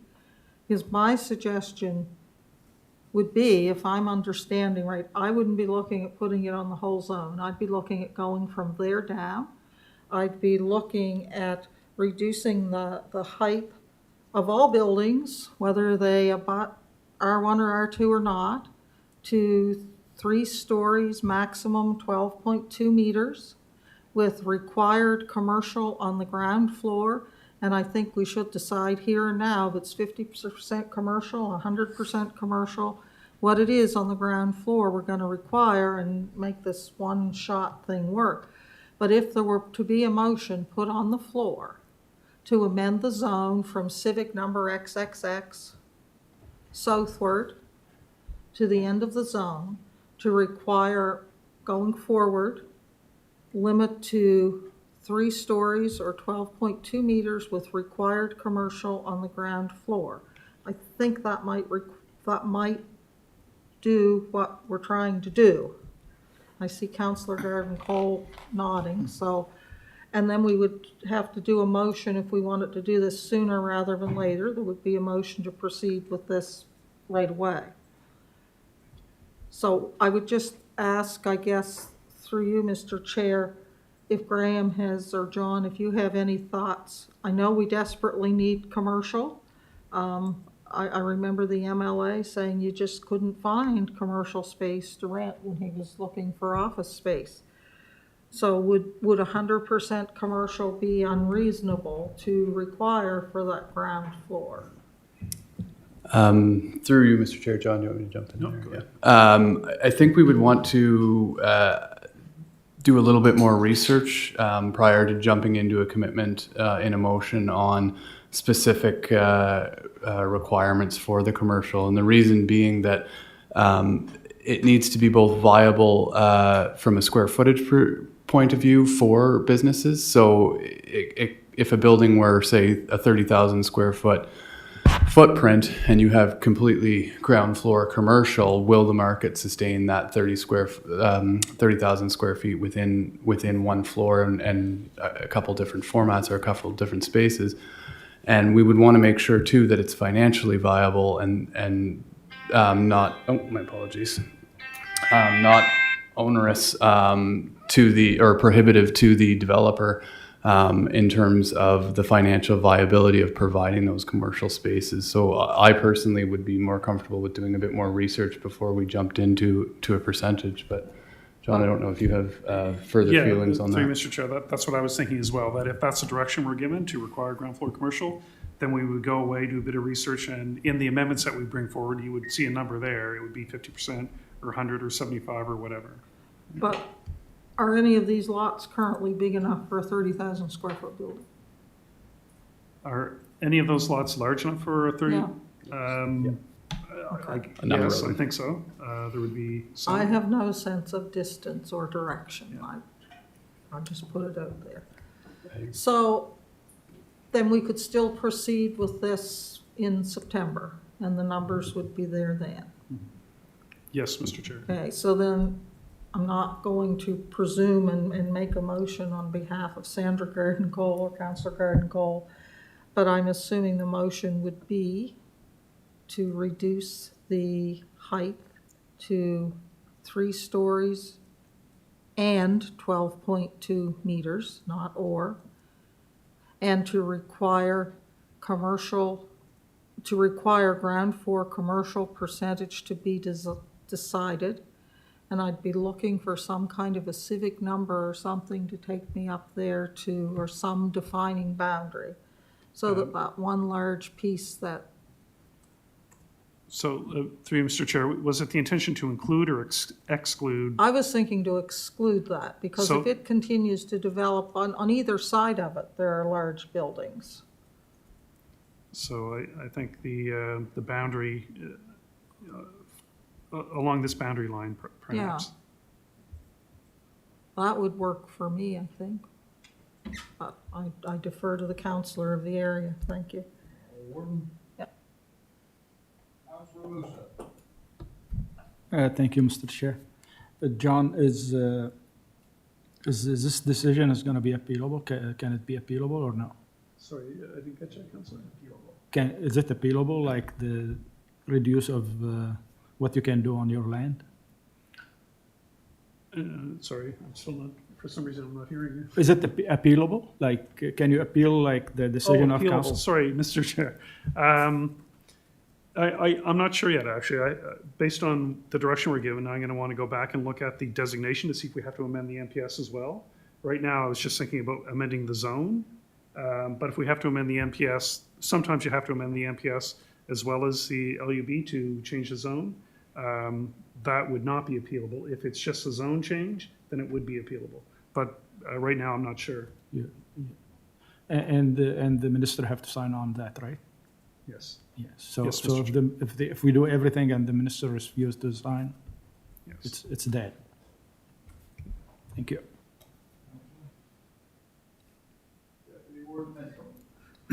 Thank you, Mr. Chair. Question through the staff. I'll read what I wrote down. Are there any other areas of the MUC zones in the municipality? And will this change that we're discussing affect them, or is this just site-specific?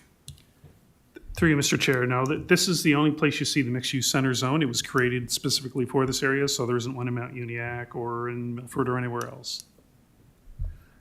So any change will be site-specific just to this, what we're talking about? That's correct. And I'm assuming they want to maximize the height because they're on the number 2 in case there's transit in the future. It's an advantage for them. Is there an advantage with transit, with the density? Absolutely. Okay. Yes. Thank you very much. And that was one of the original concepts. Through Mr. Chairman, just for clarification, when the warden was speaking about what a potential motion she thought would look like, the intent would be, I believe, to have commercial ready no matter where throughout the zone. So everything would be commercial ready, not just in the south area. Everything would require commercial. Right. On the bottom Yes, floor. require But commercial the height requirements would apply would to be that from lower end. that line down. Sort of the daycare line. But would still reduce the density somewhat in that other part, but not to the point as down the more residential area. Councilor Perry. Thank you, Mr. Chair. John, if you go down to your recommended motion, please.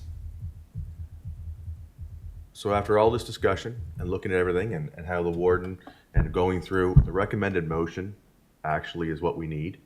And the difference is, instead of saying south of White Road, it's now at the new designated mark that was identified on the map. Other than that, everything that's been in the discussion today falls underneath this here. All, Councilor? That's all. Councilor Garden-Cole. Thank you, Mr. Chair. Through you, when you were talking about if it's appealable, if it's just a zone change, then it is? That's correct, Mr. Chair. So do we have control over how we change it? Yes, I just need to go back and make sure that the changes we're proposing don't also require a policy change. Sometimes it'll actually say in your policy some stuff that requires a change in order to get to a zone change. As I'm sitting here, I'm not 100% sure that that's the case.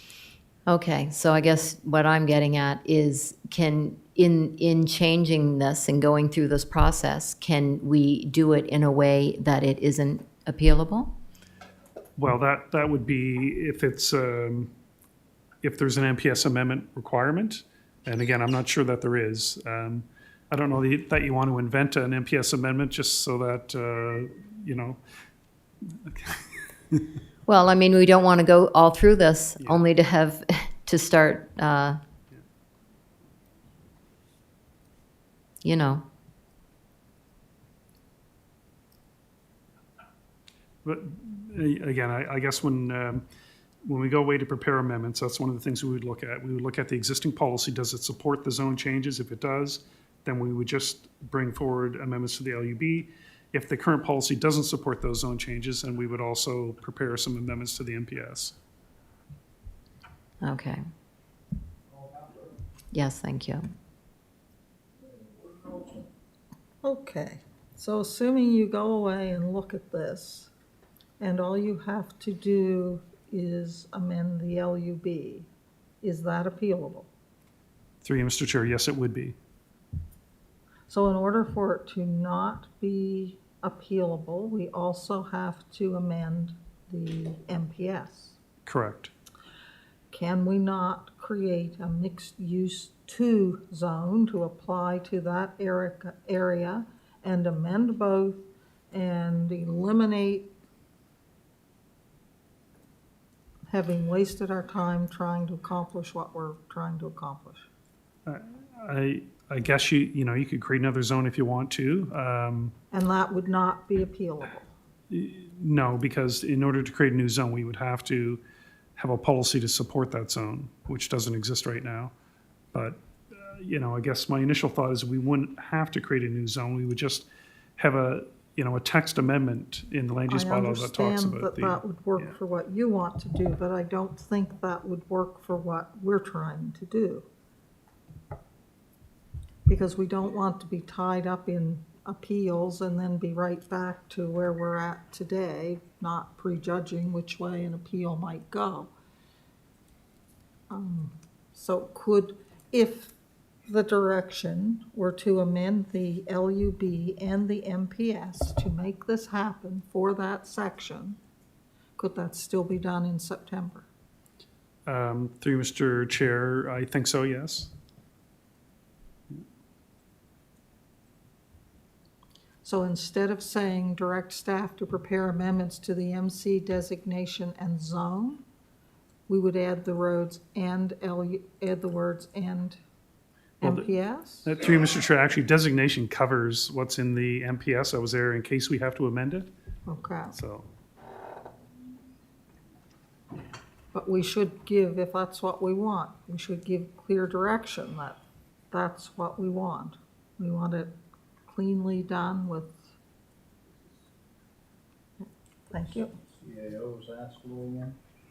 Through Mr. Chairman, there are processes that John and his staff will follow to make sure that we get our MPS and our LUB updated accordingly.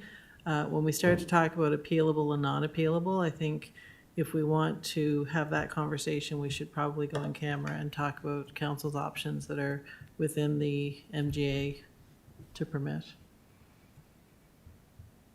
And if that's a conversation you want to have at council or today, that's fine, but I think if we're getting into that legal zone, then we should probably go in camera.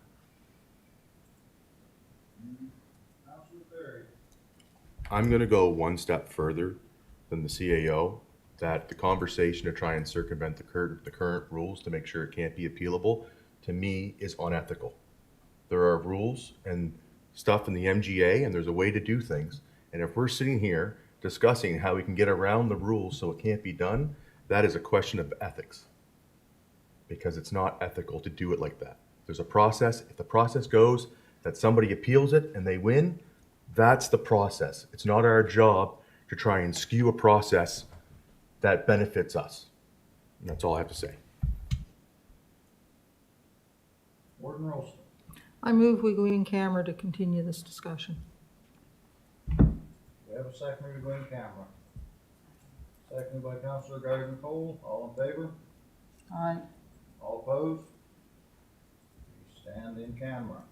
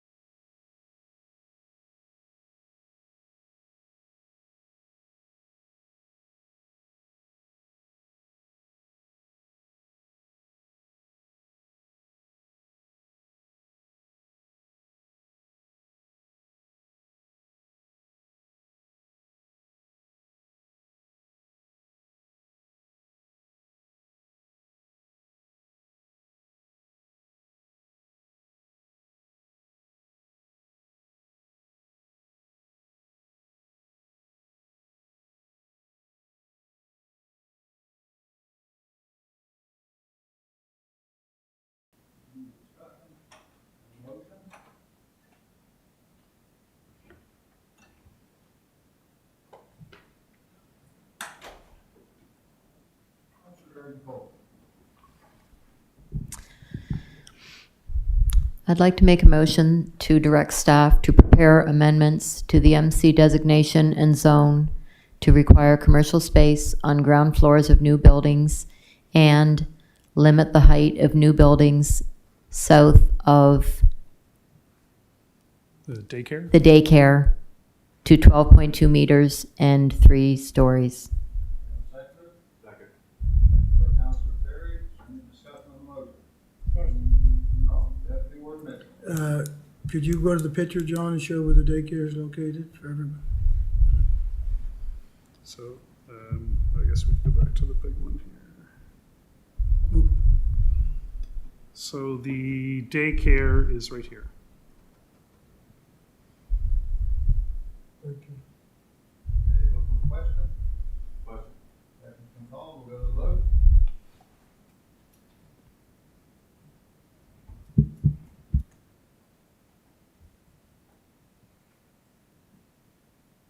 And motion is passed unanimously.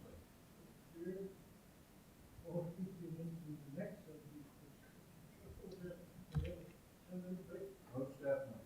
If you make another motion. Oh, Have a 5-minute break. Mr. Chair, it's just, there wasn't direction to do this outside of the plan update. I don't think that was part of the motion, so.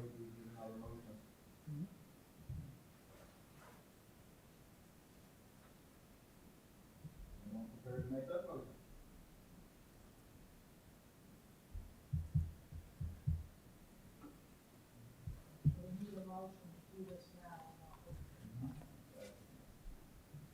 Councilor Garden Cole.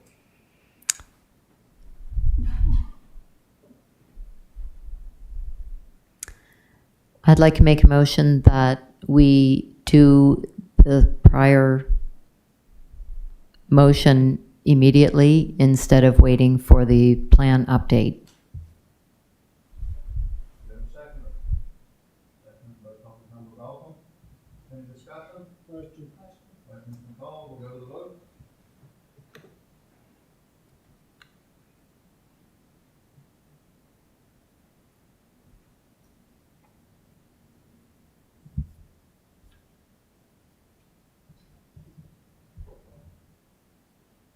Motion's passed, it was 9-2.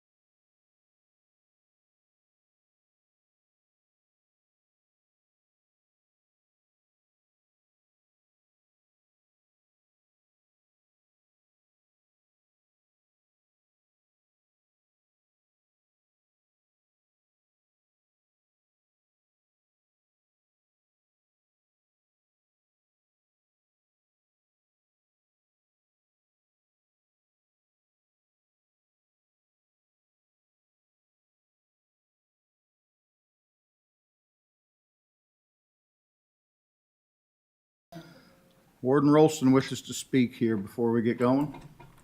Yes, having read the report, and staff certainly went away and did what we told them to do, and they did develop a bylaw. But they also talked to Kings County and learned that that bylaw is nearly unenforceable. And the SPCA are contracted with them to enforce it. The SPCA, as I understand, is not in the least interested in enforcing any more rooster bylaws anywhere else. And we don't have anyone here to enforce this bylaw. So staff's recommendation brings us back to doing something with the land use bylaw, correct? Which was how we got to the other bylaw in the first place, because we could not agree on anything in the land use bylaw to do it. So I do have sympathy with folks who have this issue, but I also look at the amount of hours that staff and council have spent on this. And having been to FCM and learned that it's a problem in many more places than here, that doesn't seem to have a wonderful solution anywhere. And also given that we get complaints on many matters and we're not able to fix everything for everybody. So just based on that, I'm just going to try a motion, folks, and it'll go where it may. I move that we maintain the status quo regarding regulations around roosters. Moved by the warden, seconded by the deputy warden. Any discussion? Wait till I find you there, Eldon. Counselor Hibb. Well, since this came from resident in my area, and I think we've had other reports since then about roosters, am I correct? There's nothing there to protect the people that live around them. And that's the part that concerns me, and whether it's one issue to it, and it's disappointing that I know staff, I compliment them on the work that they've done. They put a lot of hours and a lot of time in this, and basically we're back. And come up with some solution that would try to benefit the most people with regard to roosters. And, you know, I can't support the motion because I think we have a chance here to be leaders, come up with something.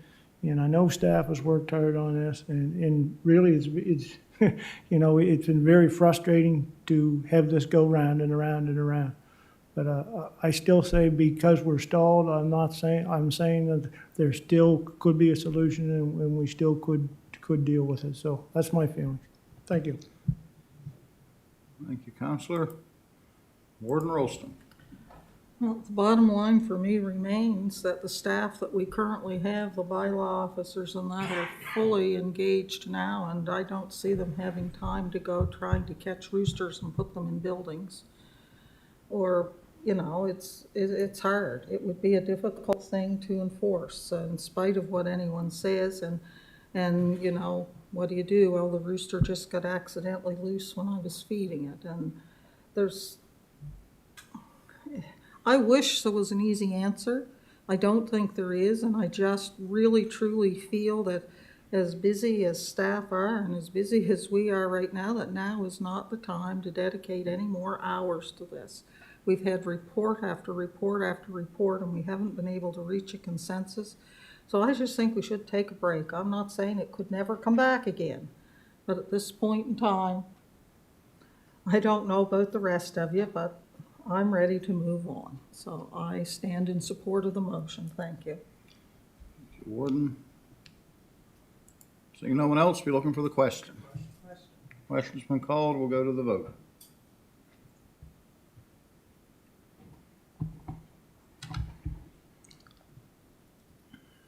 There's one more vote to come in. And the motion is passed with a vote of 8-3. Get over here, this individual thing. Counselor Hibb, Rhino, and Counselor Garden Cole voting nay.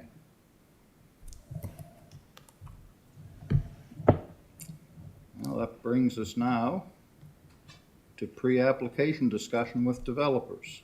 Policy, Leanne.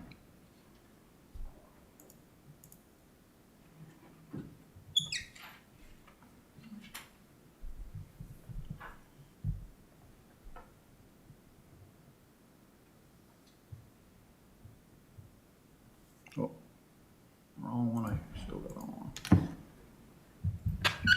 Hey, Leanne. Thank you, Mr. Chair. So in December of 2020, Council passed motion C-20-382 directing staff to prepare a report with options, considerations, and thoughts for Council's review on in-camera pre-application presentations by developers. So the Municipal Government Act enables developers to meet in camera with a PAC to discuss a proposed development application prior to the developer submitting the application to the municipality. So specifically, the MGA Section 203 states, meetings of Planning Advisory Committee, Joint Planning Advisory Committee, or Area Planning Advisory Committee, or a commission are open to the public unless the committee or commission, by a majority vote, moves a meeting in private to discuss matters related to a potential application for development permit, land use bylaw amendment, development agreement, or amendment to a development agreement before the applicant has applied to the municipality or development officer. So staff, we have drafted a policy that the PAC gives direction to the PAC with respect to these pre-application presentations. So all pre-application presentations are to be organized through the Planning Development Department. So developers will be required to submit a letter no later than 14 days prior to the date of the PAC meeting, indicating a request to schedule an in-camera pre-application presentation and to provide a brief outline of their proposed development application. The PAC will then move in camera with a majority vote to review the letter from the developer to determine whether the pre-application presentation will move forward. And should PAC motion to approve the request from the developer, they will be notified and the presentation would happen at an in-camera session. Should PAC motion to refuse the request, the developer again would be notified and the presentation would not be scheduled. And if it's scheduled, each developer would be allotted 10 minutes for their presentation and 10 minutes for a discussion period. So basis for rejecting a request to make a presentation would be if the PAC makes a motion to refuse the pre-application presentation upon receipt of the request letter, if the PAC does not have a majority vote to move in camera, or if the request does not meet the list of application types as outlined in the policy statement. So if it's not like a development agreement application or those that are listed in the policy statement. In terms of benefits to having these presentations, so it is a big expense to a developer to prepare and submit a development application. So this basically gives the developer a chance to come and speak with the PAC to gauge their thoughts or opinions before they submit their application. And it could save the developer a lot of money if the PAC would not be in favor of their application. It would also help the developer to understand the concerns and would allow the developer to then go back and address those concerns in their application prior to it being submitted. And it could avoid causing upset within the community as well for applications that are received that don't move forward.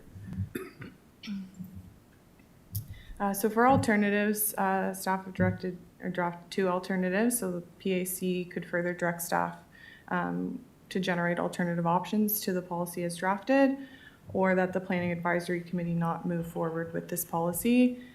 The second one is not one that we would recommend, because if a developer chooses they want to have a pre-application presentation and we don't have a policy, then we're kind of back to where we started with how we proceed with that presentation.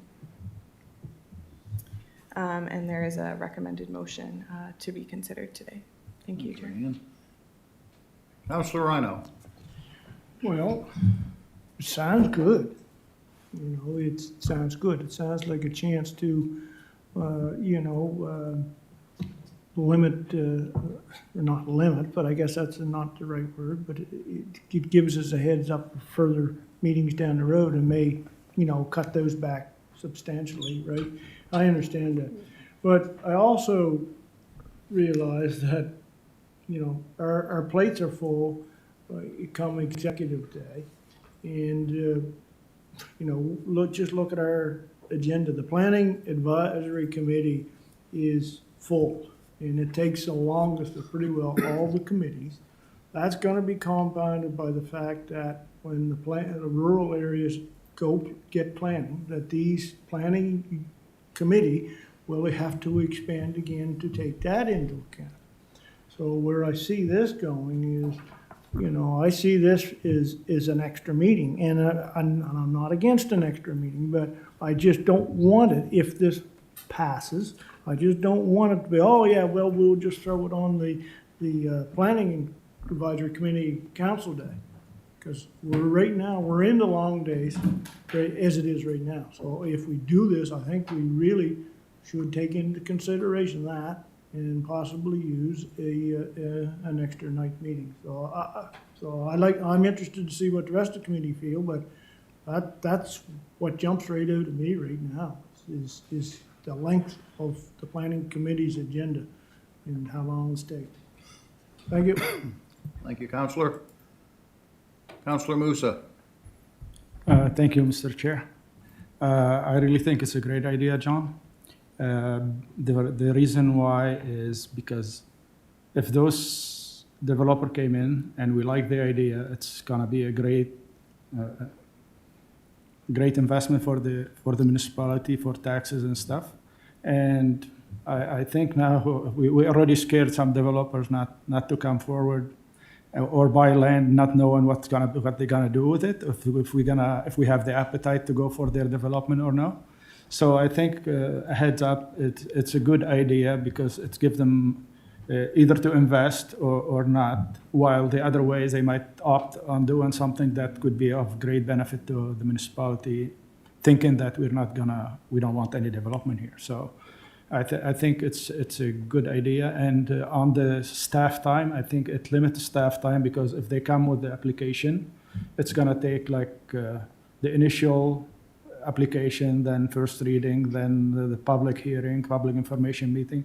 If they see staff don't have any appetite for it, we can eliminate all those extra meetings that we're not gonna have. Thank you. Warden Rolston. I certainly support the initiative and agree with it 100%. Following up on Councillor Rhino's comments, I'm just going to recall that when he and I started on council, there was no executive committee. There were separate meetings, and they were evening meetings for corporate and residential services, for planning, for rec and culture. All the committee meetings were separate and held on separate nights with a full-day council meeting.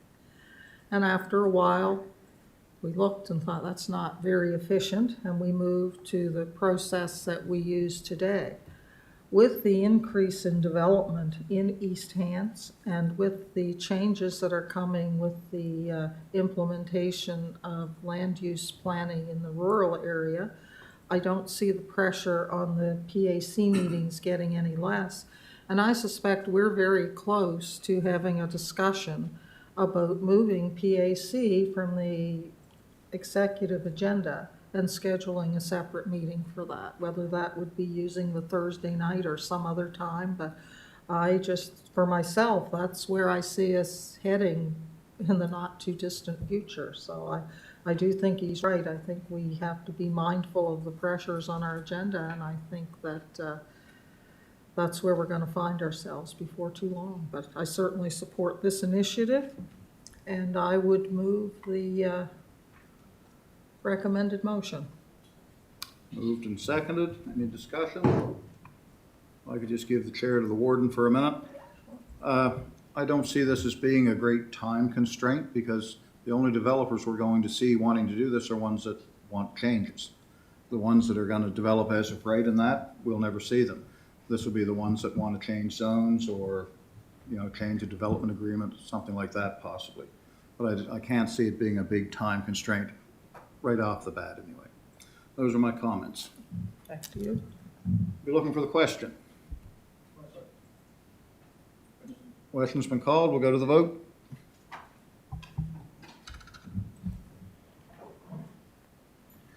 And the motion is passed unanimously. That concludes Planning Advisory. I'd be looking for a motion to adjourn. Move second, all in favor?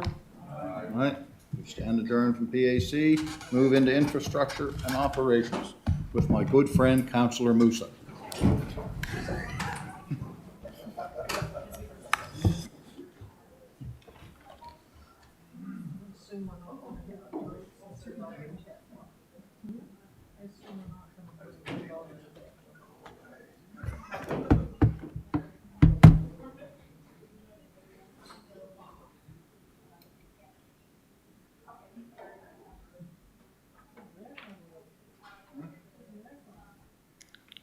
Okay, everybody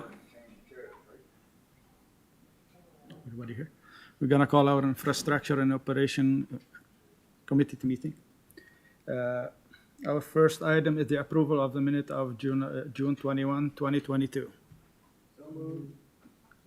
Move in second, all in favor? Aye. Motion passed. Okay, our next item is update to the municipal standards. Jesse. Perfect. Thank you. Through you, Mr. Chair. The municipal standards were last updated in February 2021. At that time, council advised that these standards were to be reviewed on a regular basis and amended as necessary. Staff have spent an effort in recent months to review the standards and have a list of house cleaning amendments is how I would classify them that are listed within the contents of this report, and looking for a recommendation from executive to council to approve the revisions. And so I'll scroll down just to highlight that there is the table that lists each individual change.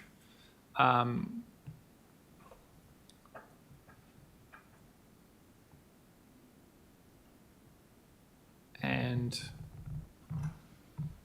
open the floor for questions. Okay. Councilor Green. I would move the recommended motion. Move on second. Any discussion? Question being called. We go for the vote.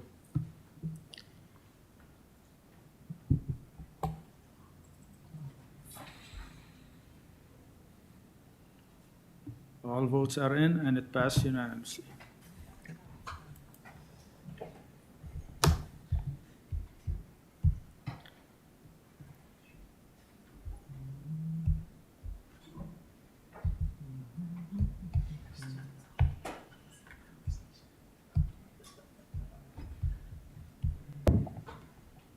Okay, our next item is the update report on the status of flyers. Andrew. Flyers aren't doing very good, but not drafting good.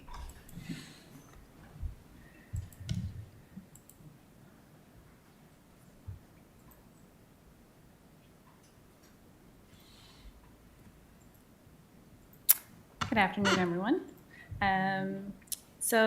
Attached is the flyer litter mitigation updates report. So as you know, we came to committee a number of months ago.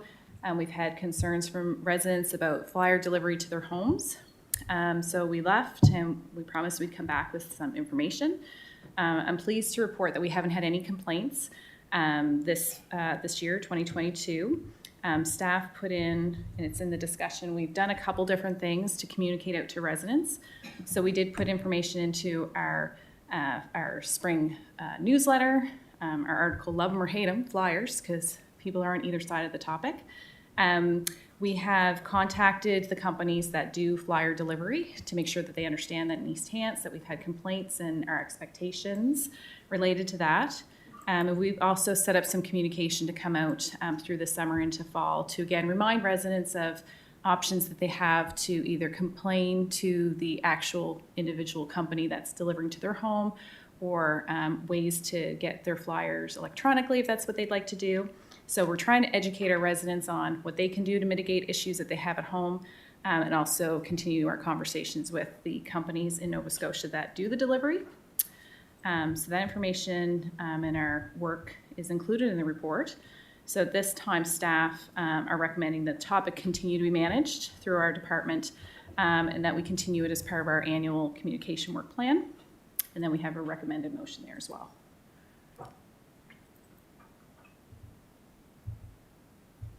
Councillor Hack.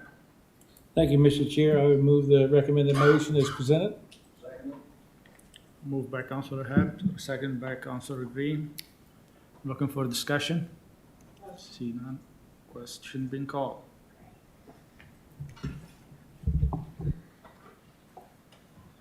And the motion passed unanimously. Good job, Andrea.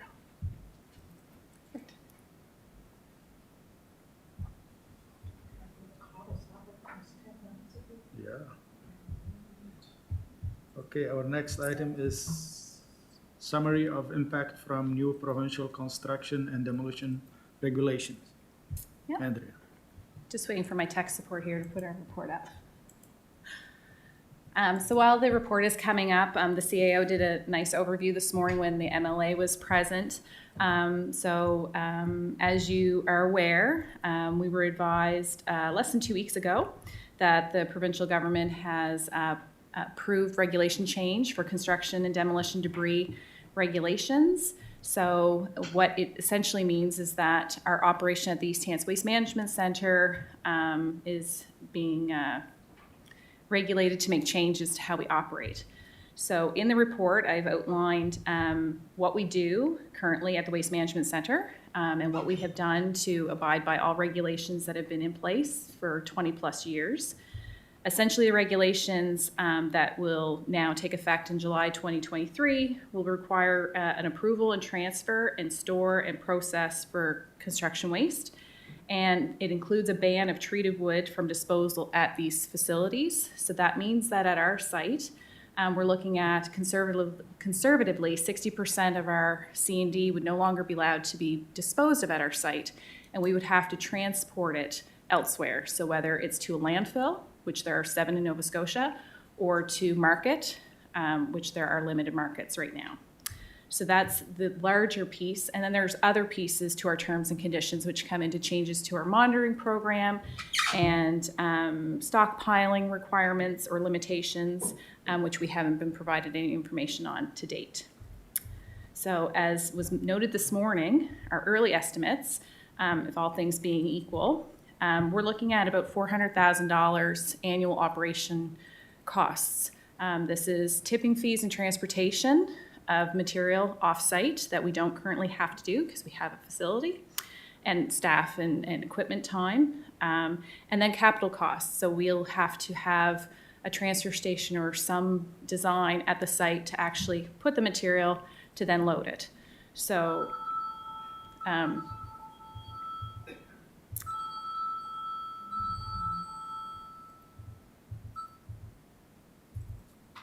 So included in the report, I just sort of outlined sort of by the numbers. So again, 60% of our tonnage based on last year's numbers. As we know, we're growing and lots of people are moving and renovating. That was about 3,000 tons of material. So that is equal to about 205 to 220 extra transport trucks leaving our facility, going somewhere else in Nova Scotia. Again, the tipping fees and the costs were based on what we're paying today, but we do know we have increased plus fuel adjustments in that as well. There's an extra 24 to 25,000 kilometers of travel that our material would have to take. And like I said, there's only 7 second-generation landfills that will be approved to take this material. So for us, our material currently goes to the West Hants location. And there's currently 27 facilities in Nova Scotia that are impacted by this change. Some are municipal and some are private. So within the report, we basically outlined there's sort of 4 options. We can create a transfer station setup and ship material to the landfill. We can stockpile and hope to market. We can set up a transfer station and send to Halifax C&D, which is a location that does try to divert C&D material, or we can discontinue receiving the material altogether and ask our customers today to find another location. So those are some of the options that are there. So we have 2 motions that we've put forward. The first is to recommend council send a letter to the Minister of Environment and Climate Change and our 3 MLAs and copy the Minister of Municipal Affairs and Housing on the concerns related to this regulation change. And the second one is that council directs staff to bring back a report outlining our operational capital estimates based on the 4 options in the report in more detail. Okay, thank you, Andrea. I have Warden Rolston. Where are you? Thank you. Well, as I look at this, Councillor Rhino will remember we had discussions of second-generation landfill many years ago, and we had requested from the province at that time to allow us to do a pilot project to demonstrate that we could meet second-generation regulations without the liners that are recommended, and we were refused. We weren't allowed to do that pilot. I think we're at, if you'll pardon the pun, a tipping point now where I think we should revisit that. That possibly hasn't changed, that they'd let us do it in a different manner. But I think this demonstrates now we're sending our waste to Cogmagun, we're sending our recyclables somewhere, I don't remember where, and we're sending our compost materials somewhere. And with increasing costs and the growth in the municipality, something we do have is land in Georgefield. And I'm just wondering if it's not time to take another look at developing our own second generation or whatever's required landfill for our use. And, you know, I don't know if our numbers would do it all alone, or we would have to take from outside. I don't think there'd be any lack of folks wanting to send stuff if we had the room available. And I just wonder if we're not reaching that stage, because at any time, any one of those facilities that we're shipping things to could say, I'm sorry, we're at capacity. With our own materials and the materials of our next door neighbor or whatever, we're at capacity. We can't take yours anymore. And then where are we at?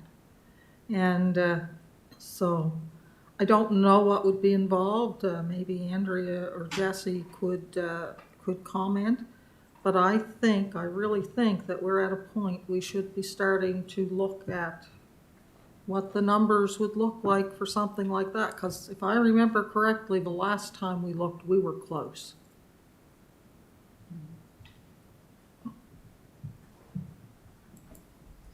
Go ahead, Jesse. Through you, Mr. Chair. So from a volume stance, there had been previous reports on organics processing in the past on determining volumes and looking through that, not waste specifically in recent years. Staff haven't looked at volumes of managing waste to date. What the municipality would be looking at to pursue such an option would be likely community consultation regarding to siting of the cells, education on sight lines, odor mitigation for the public, for public awareness, so they would know what they were getting into, and then a detailed we'd have to do studies on environmental requirements, scoping, and a detailed design at some point to finally come up with what the project would look like. There may also need to be, depending on the layout of the land, not just building the cells for said landfill, but the requirements to understand the containment and treatment of water runoff. So there's an existing sedimentation pond at the site. We'd have to review that location's capability. That would likely be expanded as per that conversation as well. What I'd be looking for is just a beginning of the process would be to get some kind of a ballpark overview of the numbers. And what numbers we have and what numbers would make it work. And then that would, in my opinion, that would tell us whether we wanted to proceed further and go out to the public and start really investigating in depth. And I don't know how possible it is. I know you can't nail it down dollar for dollar, but, you know, an idea of what that cost would be versus what we're paying now. And, you know, there would certainly be less transportation and as I said, there could very well be possibilities of income as well. So that's kind of what I was looking at is, I know that the 4 options recommended here are an immediate thing. We're not, but I'd also like to kind of add to that and see if we could get just some kind of an idea. Are we anywhere close to being there yet and taking that next step of being our own master and not being at the whim of other places? That's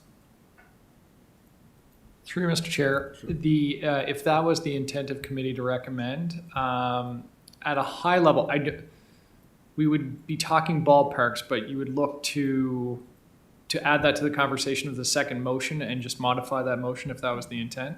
I would suggest that fifth data collection would be focused around a listing of regulatory steps and a high-level costing of what second-generation landfill would look like for East Hants. Yeah.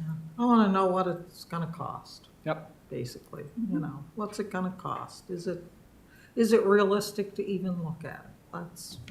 Thank you. Is that all order? That's all for now. Thank you.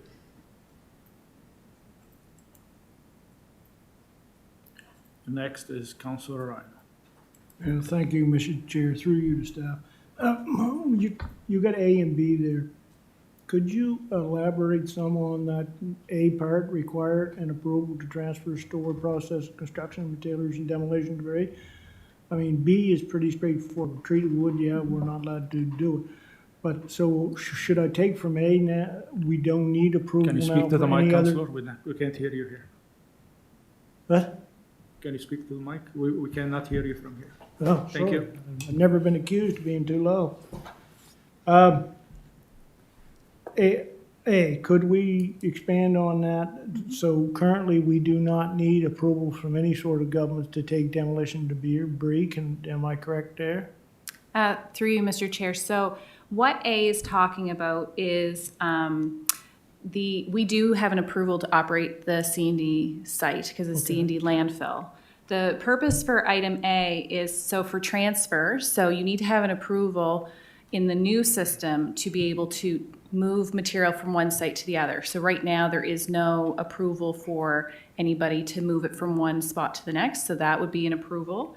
Okay, what do you mean by that? One spot to the next? So so we would need to have an approval for us to move material from our site to another site. So we would go to Department of Environment because they want to know where it's going to. Okay. For the store, that's about the stockpiling part, and that's about and that's linked to the fire code regulations. So what they don't want to have happen is facilities to have huge stockpiles of wood sitting there just waiting to cause an issue.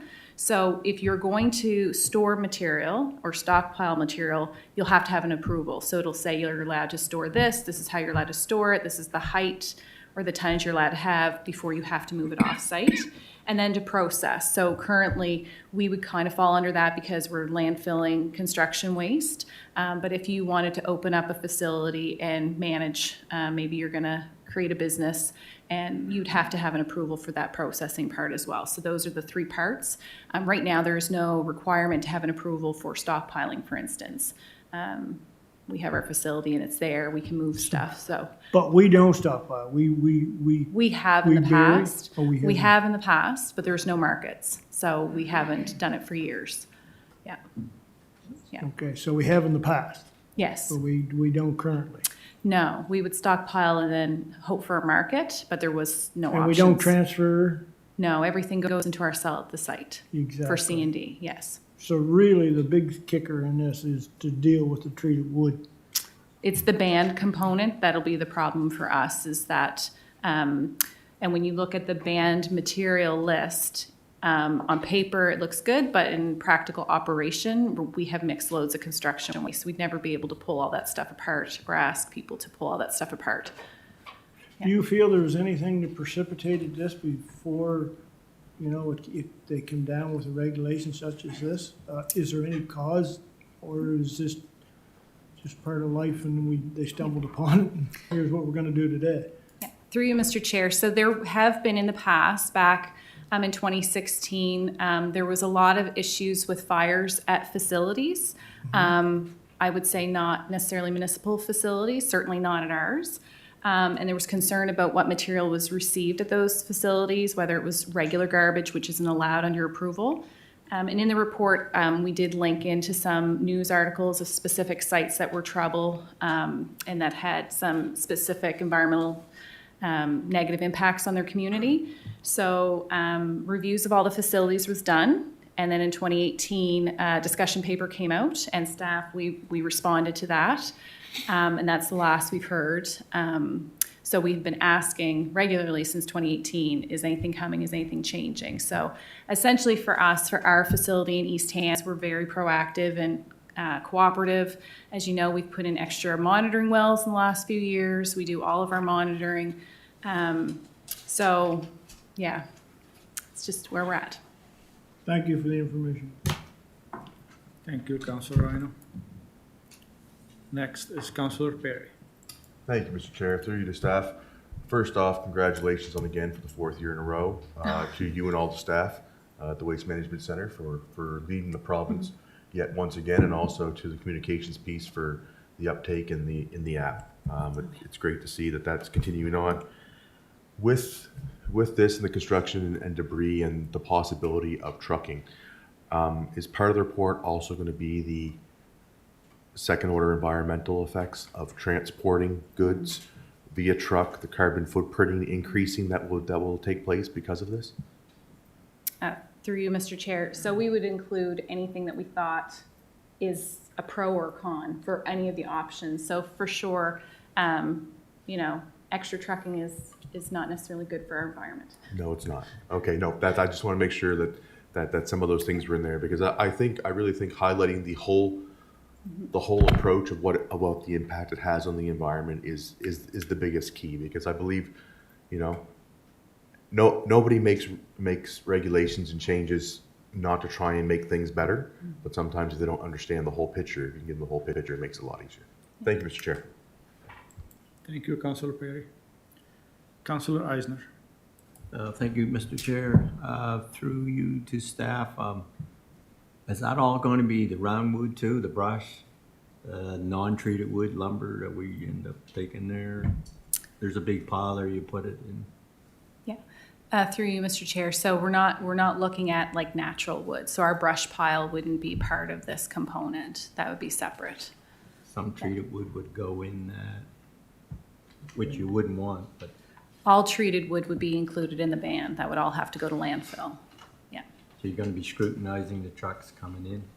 Because it depends on what options we end up doing. So our goal obviously is do everything environmentally friendly, but also trying to take care of our customers and our municipality as best we can, right? Right. So. Is the lumber companies responsible for any of the byproducts from their sales? No. Right. So where will they take it? The people. Because there's a lot of, in the construction world, there's a lot of treated ends, et cetera. Right. They'll just take it to the back roads again. How do we police that? I'm just curious. We're going to try to avoid that. Is there no other way to go to the landfill site and have a process of maybe wood that comes in, maybe having it stacked, resold there, maybe something like that, so we don't put it into the back roads, et cetera? Go ahead. Through Mr. Chair, that's the level of detail that we're looking to get into and ideally avoid by a proactive letter to the ministers to educate on the downfalls of some of I believe that the provincial staff had good intent. They just didn't see the whole picture on the environmental impacts. They were trying to solve a problem, not understanding the reciprocal problems of the choices within the legislation, which may have been able to be highlighted if there was more detailed consultation over the last 4 years. And we, as a municipality, we're always willing to help and provide extra perspective, and we're looking to do that just after the fact this time through a letter.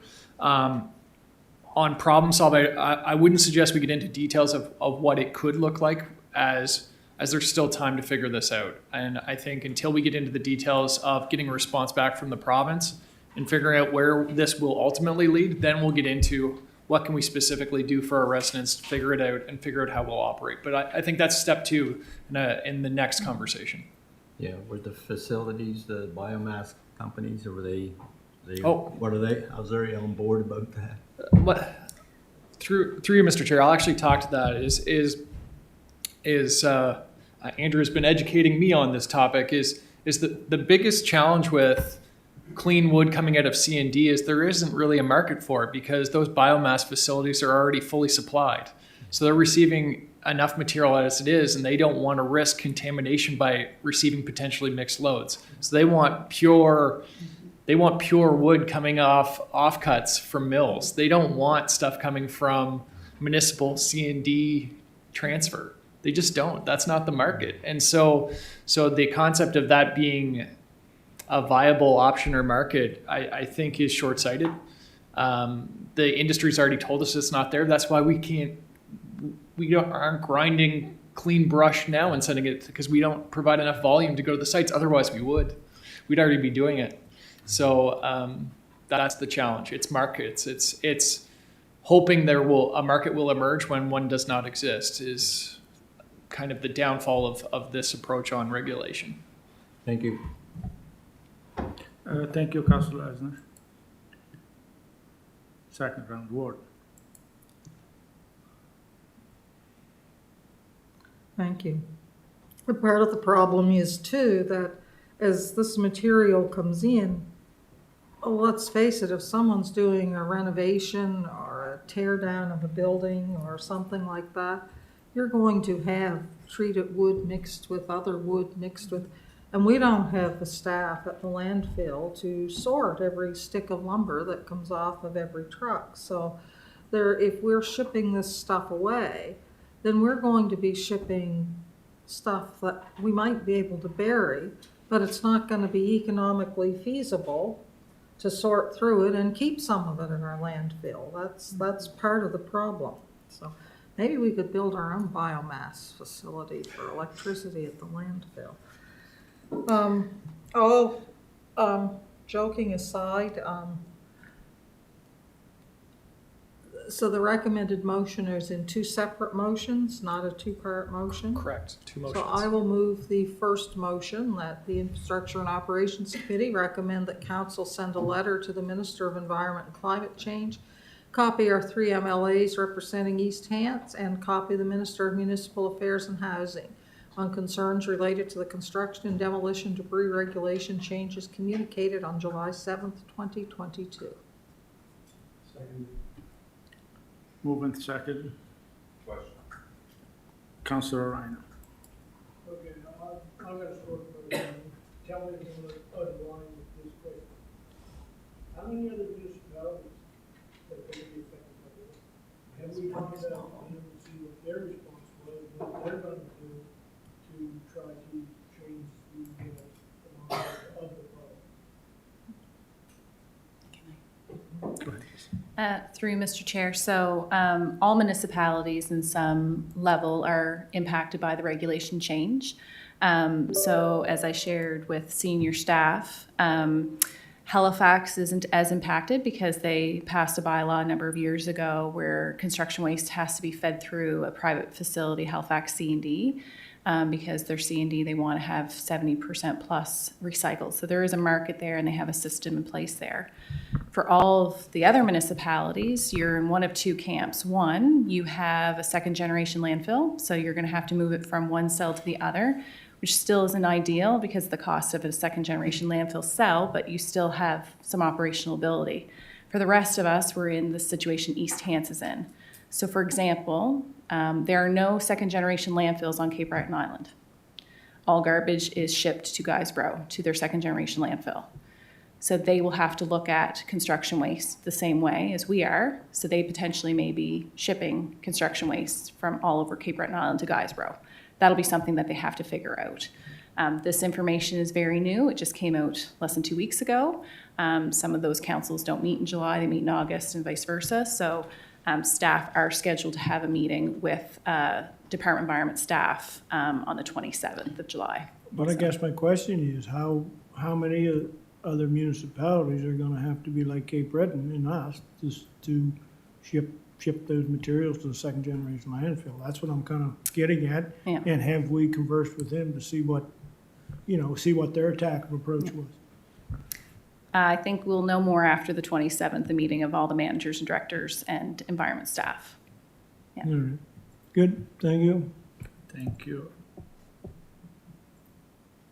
I have a question. I'm gonna pass you the chair. So if we send the letter to the province and they say, no, you gotta do it, how are we gonna recover the costs? Like, are we gonna charge people to go to the landfill and dump their material? Through you, Mr. Chair, that'll all be part of the report when we come back with those options in the motion. Yeah, I only ask because if so, we're gonna charge everybody some money for dumping. We could add in a letter that some people's gonna opt to pay the money and it's gonna start burning in their backyard, and that's gonna be way worse for the environment too. So that's another option to add to the letter too. Probably they never thought of that too. Through Madam Warden to comment on that. In today's principles, you'd look at any increase in cost, and how we pay for solid waste today is there's the flat solid waste fee within our rates. It would impact that. So the first step is, okay, what is that fee that goes on everyone's tax bill? We'd probably look at that first, and then any alternative would be an alternative. So that would be the basics. It's not changing the whole world on municipal values on who pays what for what.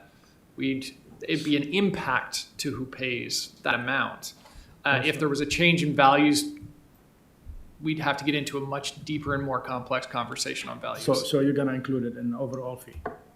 Okay, so that's okay with me. I just wanna know if we could add to the letter, like about some, okay, thank you. Okay. Through Mr. Chairman, just to Councillor Rhino's question, we have raised this as an issue for the Association of Municipal Administrators board meeting on Thursday of this week as well. And what I suspect will come of that is that AMANs will request that the NSFM become involved because they are really the body that represents elected officials and councils across the province. We would, of course, support them in building their case and doing much like Andrew will do for East Hants. But this really is a massive issue for municipalities. It's a very costly issue, and it's a very costly issue for the environment. So the Department of Environment and Climate Change really needs to hear from everybody at all different levels. So I think our letter may be just one in a sea of many, but if we have our letter and we share it with other municipalities, they can then build on that, and you may get some momentum. And we've seen this government's willingness to change if they've, not thought something through entirely. This may be one of those issues that if we can build enough momentum, we can make some change happen, and regulations may never come forth to support the legislation, or they might look very different than what they're anticipated to now. Thank you, Sierra. Councillor Perry.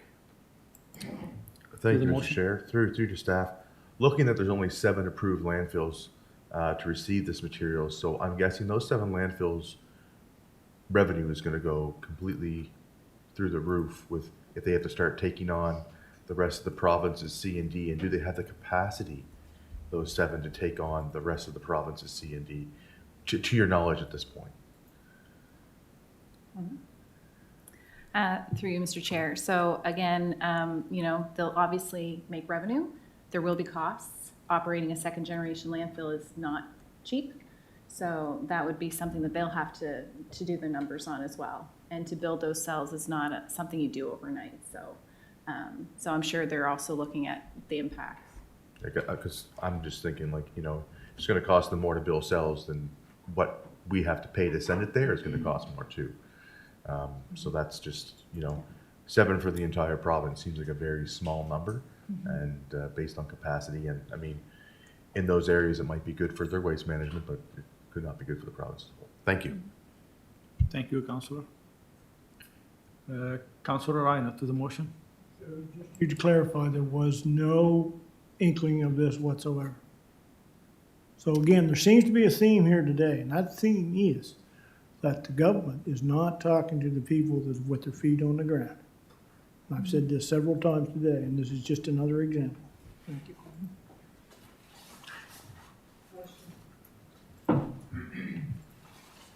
Question being called.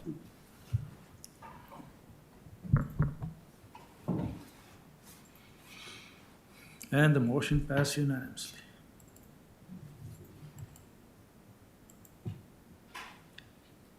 Warden.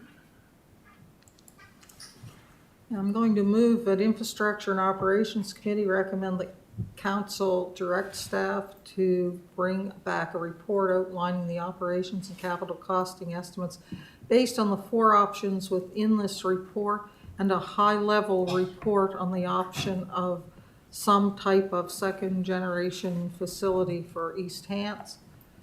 Those options that are available to East Hants under the regulation changes. Moved and second. Question being called.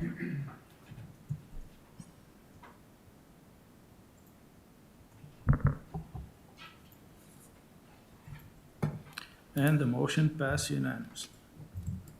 That will bring us to the end of the I&O committee. Be looking for a motion to adjourn. Moved in second, all in favor? We have another item with the. Oh, okay. I can wait till September, so. There's a council policy meeting called. We have So we're done?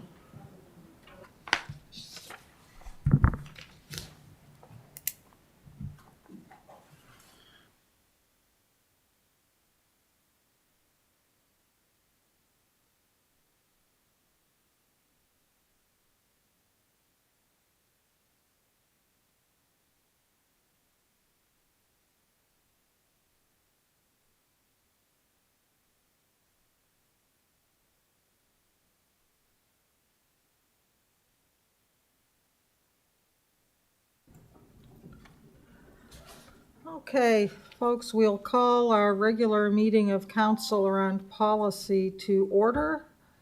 We have one item on the agenda this afternoon. I'll turn it over to Councillor Green to bring the Planning Advisory Committee report.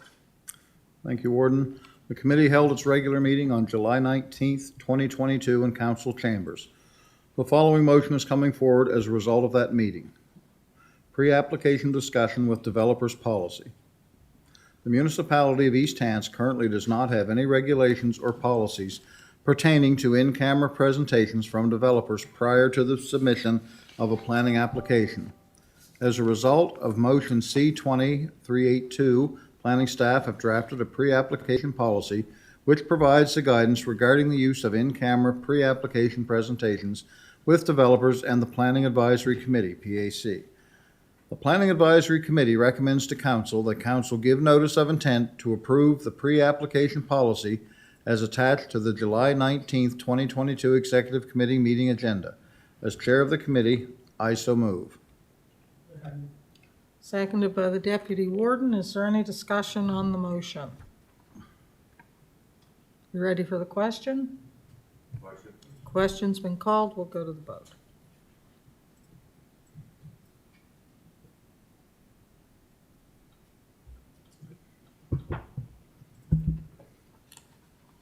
And the motion is passed unanimously. As Chair of the Committee, I move the adoption of this report. Moved and seconded. All those in favor? Aye. Aye. Contrary? Motion is carried. Move to adjourn. That concludes the business. Counselor Can- Rhino.